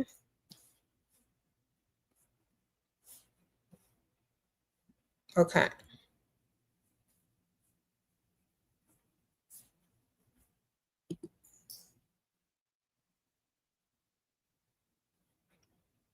All right. And so another thing, okay, a lot of y'all keep looking for the negative things instead of the positive things that are also happening to you. So what you choose to focus on, what you choose to put energy towards, you're going to attract more of it. So why are you only mentioning and focusing the negative things? How many good things have happened to you?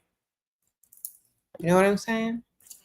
Other than transmutation, what fundamental spells do you recommend one as one-time thing? Protection, manifestation of all good things, and that happened to you. Like, so for example, anything that's bad that's about to happen to you automatically turns good. All right. Manifest that. Do a spell for that. That way, anything that tries to occur is always going to turn out for the best. Always. Do that spell. Or create one. Yeah. Or just do that manifestation. All right. All right.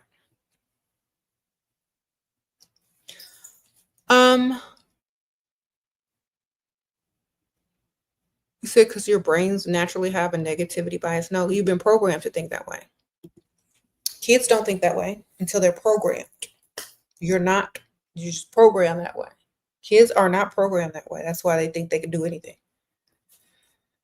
Okay.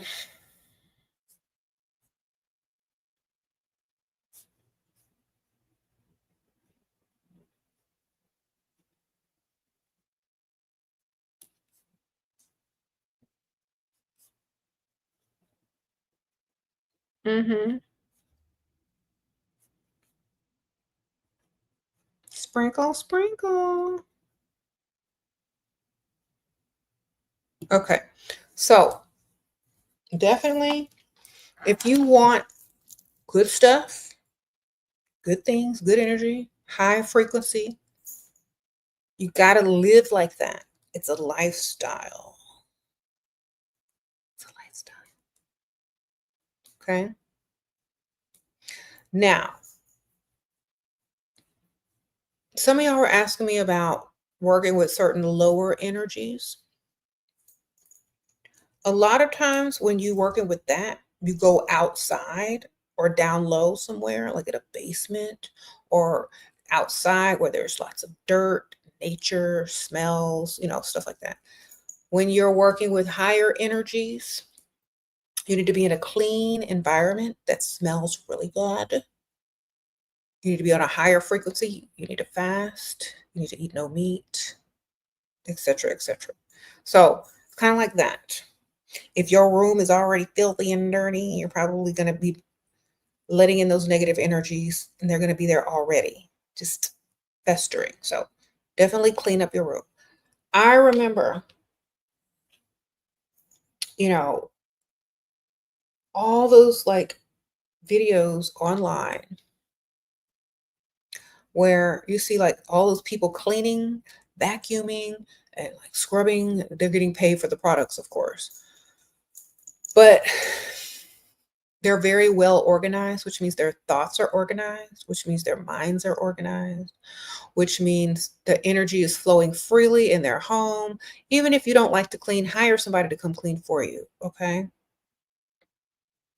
Because many people don't like to clean. I don't like to clean, but I do like a clean environment. So if you have, if you have some money, hire a cleaning service to come in, and then maybe just keep it up in between, okay? There you go. Sprinkle, sprinkle.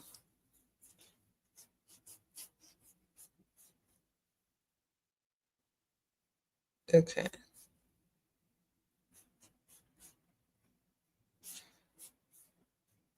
You said, are dragons higher energy? I feel like they're both. I think they can get up to a certain level, but the dragon is also a serpent. So they're both high and low. You know what I'm saying? It's like the yin yang. Yin yang in this thing. Negative and positive.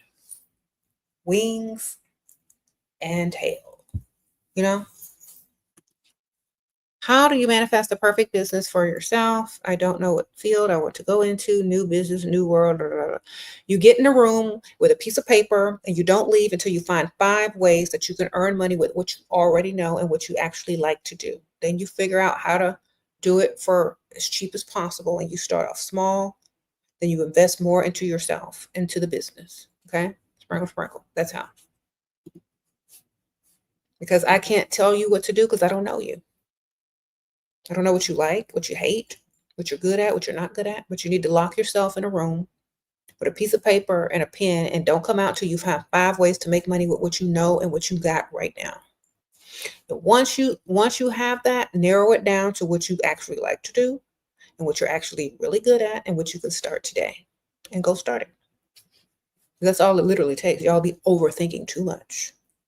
Start small. You ain't got to start big. Y'all know them little kids that be walking around starting businesses? They don't start big. They don't. Little kid go, Mama, I want to make a lemonade stand. You know, Mama, I want to wash bikes. Mama, I want to do this. Mama, I want to do that. They start their little side hustle business real small with what they already know how to do, with the skills they already have. And they start collecting money. Okay, that was me when I was a kid. Be the same way as an adult.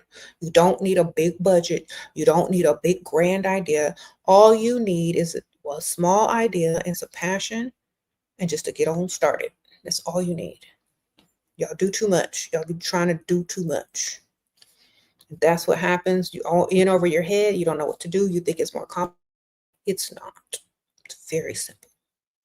And the lessons that you're going to learn by starting off small and growing is more valuable and lucrative than the lessons you're going to learn if you start off too big and have to size down. Okay? I've seen a lot of people that happen to. They start off too big and couldn't make it. Start off small. Y'all seen how Jeff Bezos started off in his garage in this little bitty room with a desk with a cardboard sign that he wrote Amazon on. Y'all seen that little picture going around? Start off small and then grow and do something that you already know how to do. Okay?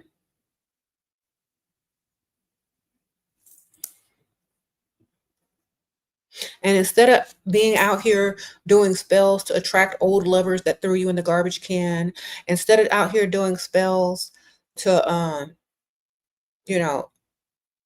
win the lottery, why don't y'all do some spells for knowledge, for ideas, for common sense and intellect so that y'all know how to do exactly what y'all need to do from here on out.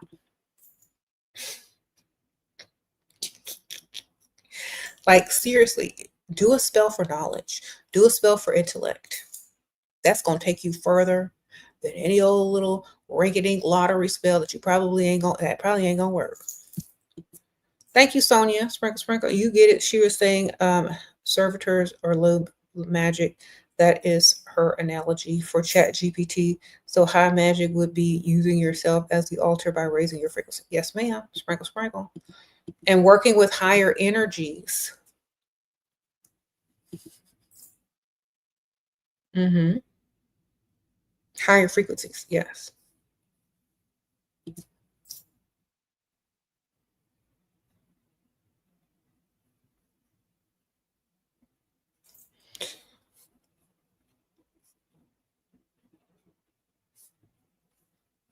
Mm-hmm. Yeah, because 9 out of okay, Forever Her says 9 out of 10 of y'all will get money and be right back asking the same questions.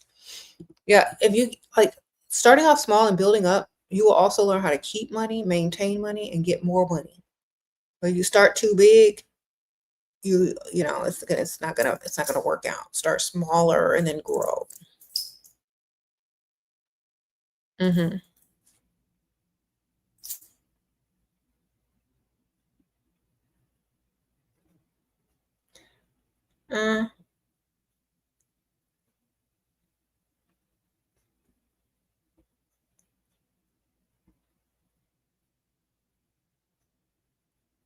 You said how to keep money, learn about it.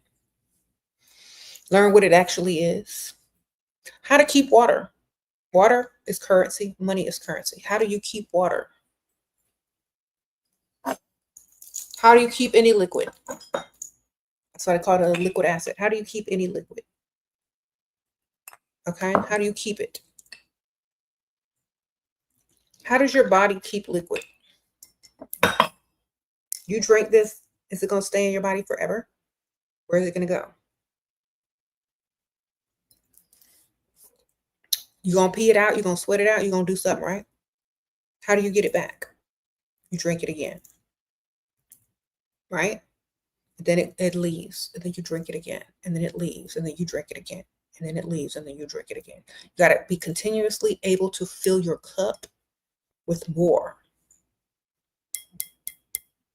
That means you got to stay moving, darling. You got to stay moving. Stagnant energy and stagnant water is death and poverty. Okay.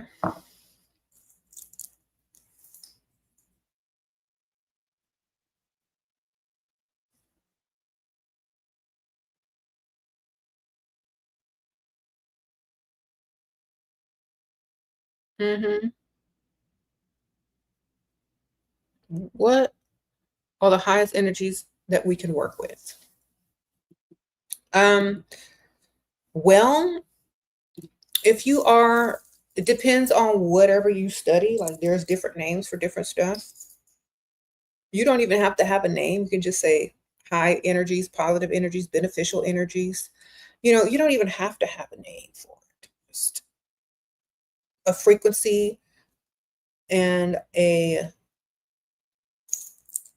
idea and like a mental idea of how how high the frequency of you want to work with. So for example, some people say angels, some people say deities, some people say gods, some people have different names for different deities, orishas, gods, goddesses, and stuff like that on higher levels. Y'all know like Greek mythology and all that like stuff, they be like in the clouds and in the sky, the plasma, the clouds in the sky, the gods, the planets, but you can also go beyond that. You go beyond the planets. That's the higher magic. Different universes, different multiverses, different whole solar systems, and once you get to that level, there's no names. It's just frequencies. It's just ideas after that. It's just different levels of knowledge and science and quantum physics beyond the clouds, beyond the solar system. Then that's when you start studying astronomy. That's when you get into that Neil deGrasse Tyson and stuff like that. That's when you get into that quantum physics, when you are beyond the clouds, when you are beyond the moon and the planets and the stars. Then you start going into that Doctor Strange stuff. You know what I'm saying? So when you are thinking on a higher level, it's automatically going to go into the sciences. Okay?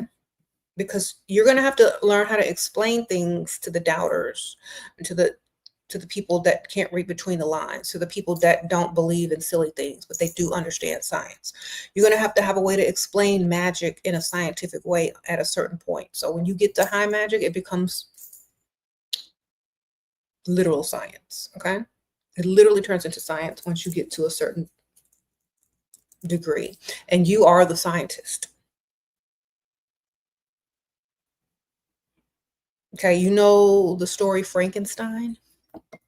Mary Shelley's Frankenstein? The mad scientist?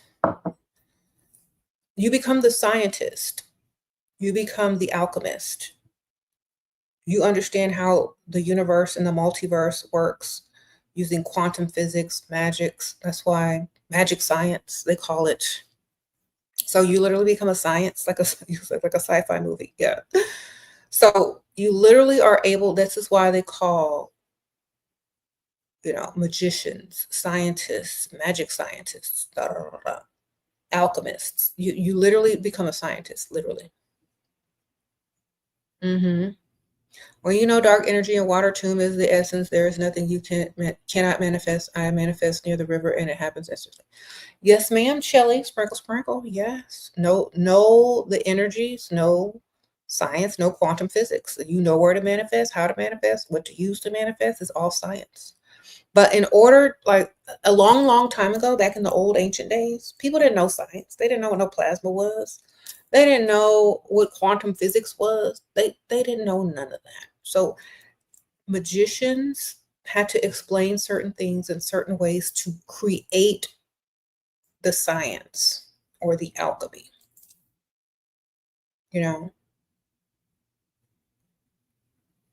They knew that wearing certain fabrics versus other fabrics would help you vibrate on a higher frequency to attract higher energies. They knew that not eating certain things would help you vibrate on a higher frequency. So they implemented fasting, feast days in order to replenish your energy from the fasting. They implemented all of these things in religion and magic and all this kind of stuff, because what mundane mind is going to understand quantum physics, frequencies, plasma, the four states of matter, and all this kind of stuff at a mundane level that are uneducated? They're not going to understand it. So they put it into religion. They put it into superstition. They put it into stories that have been handed down and told by mouth generation after generation. To keep the science and the magic together, they created the stories. And now that we have the science and the magic, and we can, understand the science and break it down, and people can learn from looking at models and diagrams and studying it on paper, and they can have the capacity and the nourishment and the nutrition for their brain to develop, and the actual type of society that you could send your kids to school and they could actually learn the science. Now you can understand the science. But before that, it's just taught as magic or religion or superstition. So once you get to a certain level of high magic, you're not really working with anything. You're just understanding science on a quantum level. Okay? That's why when you see all these people explaining magic, science, ancient scrolls, ancient texts, it's always going to go back to science. Always. Okay? You said, how do you think miracles happen? What's a miracle? Give me an example of a miracle, and I'll see what I could do my best to tell you what my opinion is. But what is your definition of a miracle? Mm-hmm.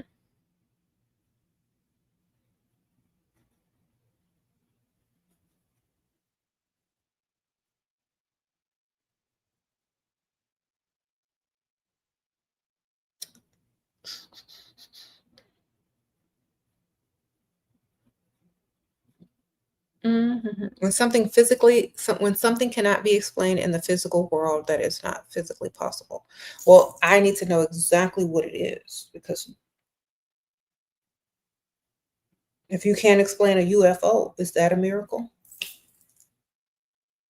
I need to know, like, it would have to be a perfect example of something. Mm-hmm. Like having something that's impossible to happen. Like what? Give me an example. You said healing from an illness. That could just be environment. That could be, a switch in your DNA.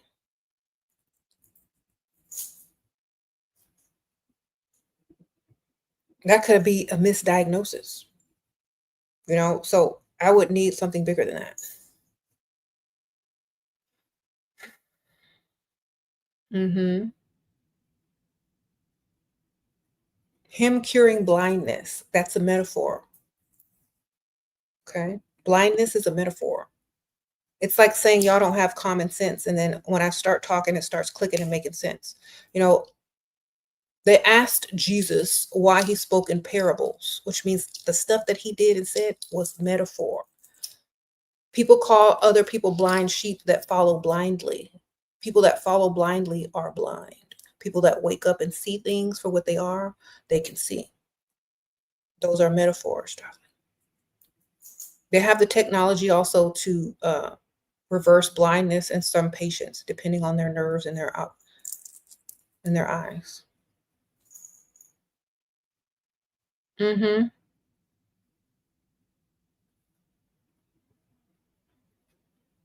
Sprinkle, sprinkle.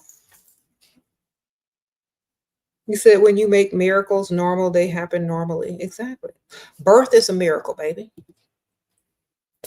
Giving birth is a miracle. That's the biggest miracle of all. And women do it every day. I ain't gonna say people. Women do it every day. That's the miracle. Okay.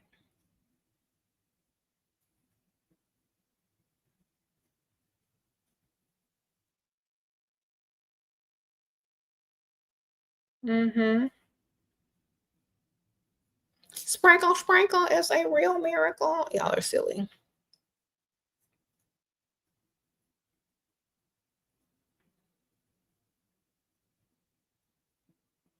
So yeah, depends on what you describe a miracle. Because to some people, like, think about this: in some countries where they don't have a lot of technology or knowledge about certain things, a miracle could be something that's normal somewhere else. You know what I'm saying? You meant him as in, I'm thinking, oh, him. Oh, I'm sorry. Well, yeah. Curing blindness is like literally you can just, some people can do surgery, or some people they're working on that. They actually have some people that can cure blindness now, like depending on what type of blindness it is. So, and look, back in them old days, if y'all are referring to old school stuff, a lot of that stuff is metaphor, parables, or venereal diseases. Okay, sprinkle, sprinkle.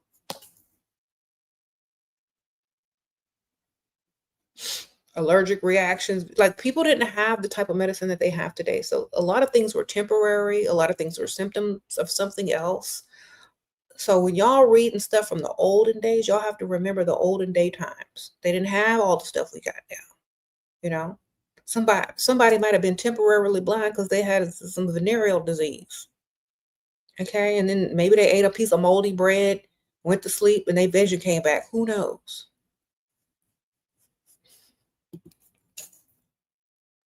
Okay.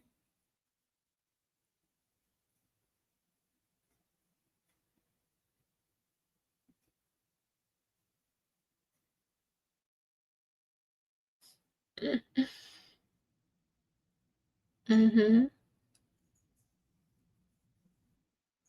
You said, did I discuss weight loss magic? Yes, I discussed getting some money and going to the med spa. Do some prosperity magic. Because let me tell y'all something. If y'all don't know how to lose weight the natural way, which many people don't, or they can't, or they won't, manifest some money and go visit your local med spa. Okay, and keep it simple.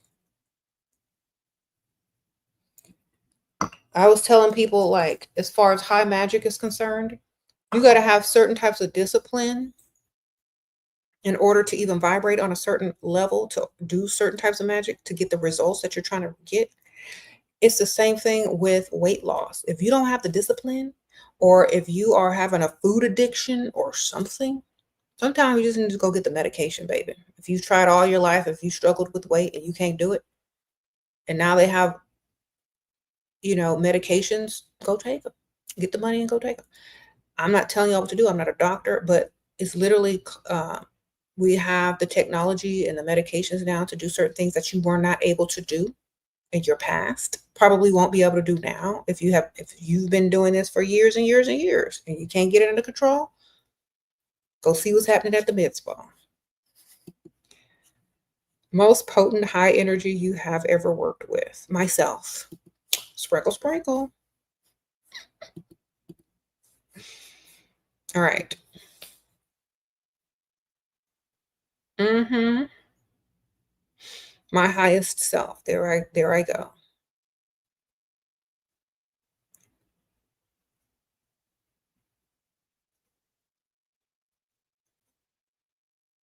Mm-hmm.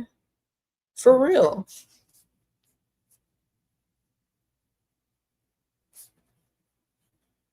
All right, y'all. I'm getting ready to wrap this up. I've been here a little too long. But thank y'all. I enjoy being on this channel. Sprinkle, sprinkle. Uh-oh. Do you, okay, Ashira, why do dead spirits from older generations keep coming to you? Is there a reason I attract dead spirits? I do not know. What, are there some living spirits out there? Are they live? The otherwise they'd be in a body.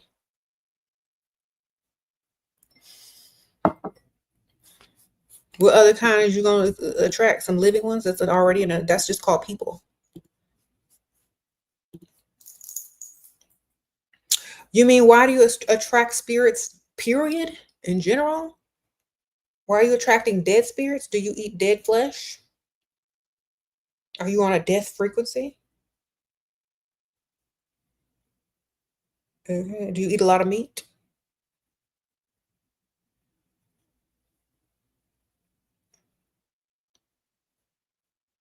Do you?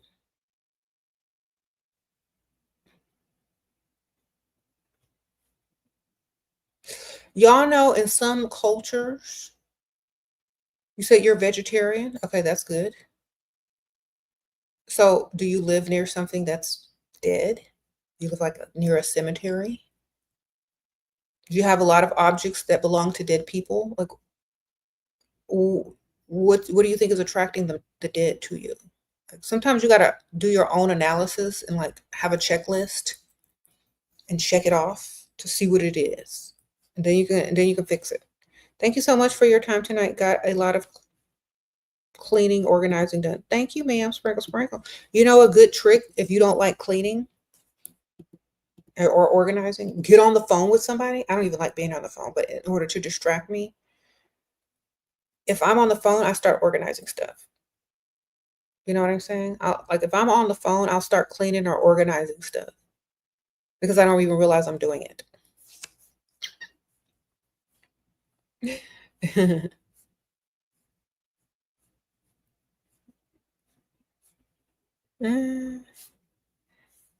Also, you guys, we are getting closer to the fall, to autumn, where a lot of those types of energies are now, the veil is thinning and coming in. So, you know, that's what time it is. Mm-hmm.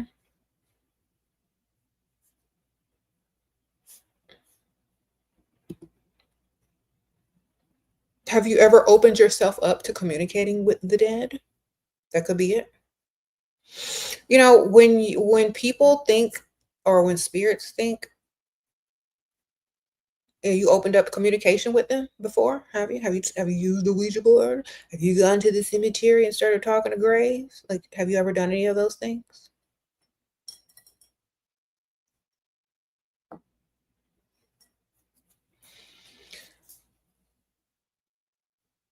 Do you celebrate Dia de los Muertos? Thank you, Yoshi, sprinkle, sprinkle.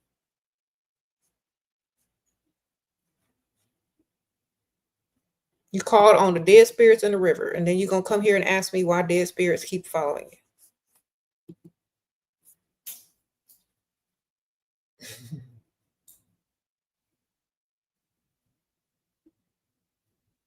you. Okay,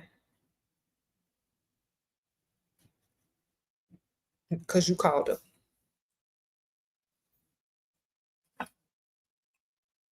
All right, there go your answer.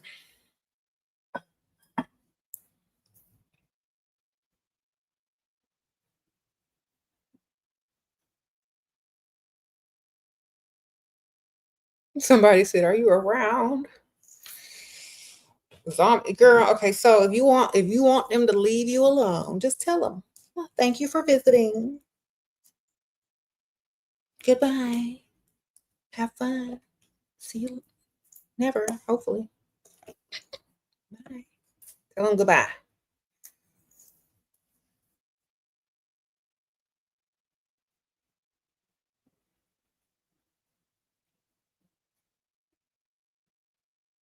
Mm-hmm.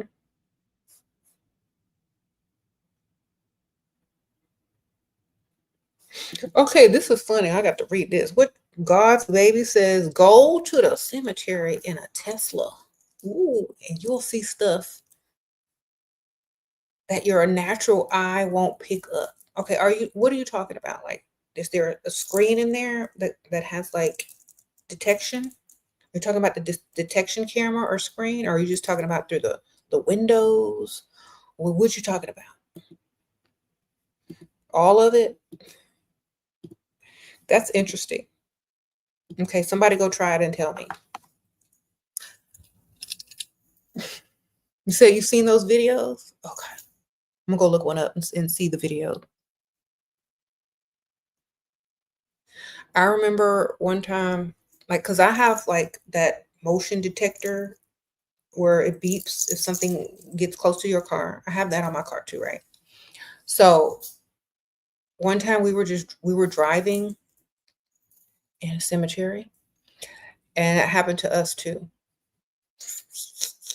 And there was nothing around. It was like yeah. But I don't know. I haven't seen the camera one.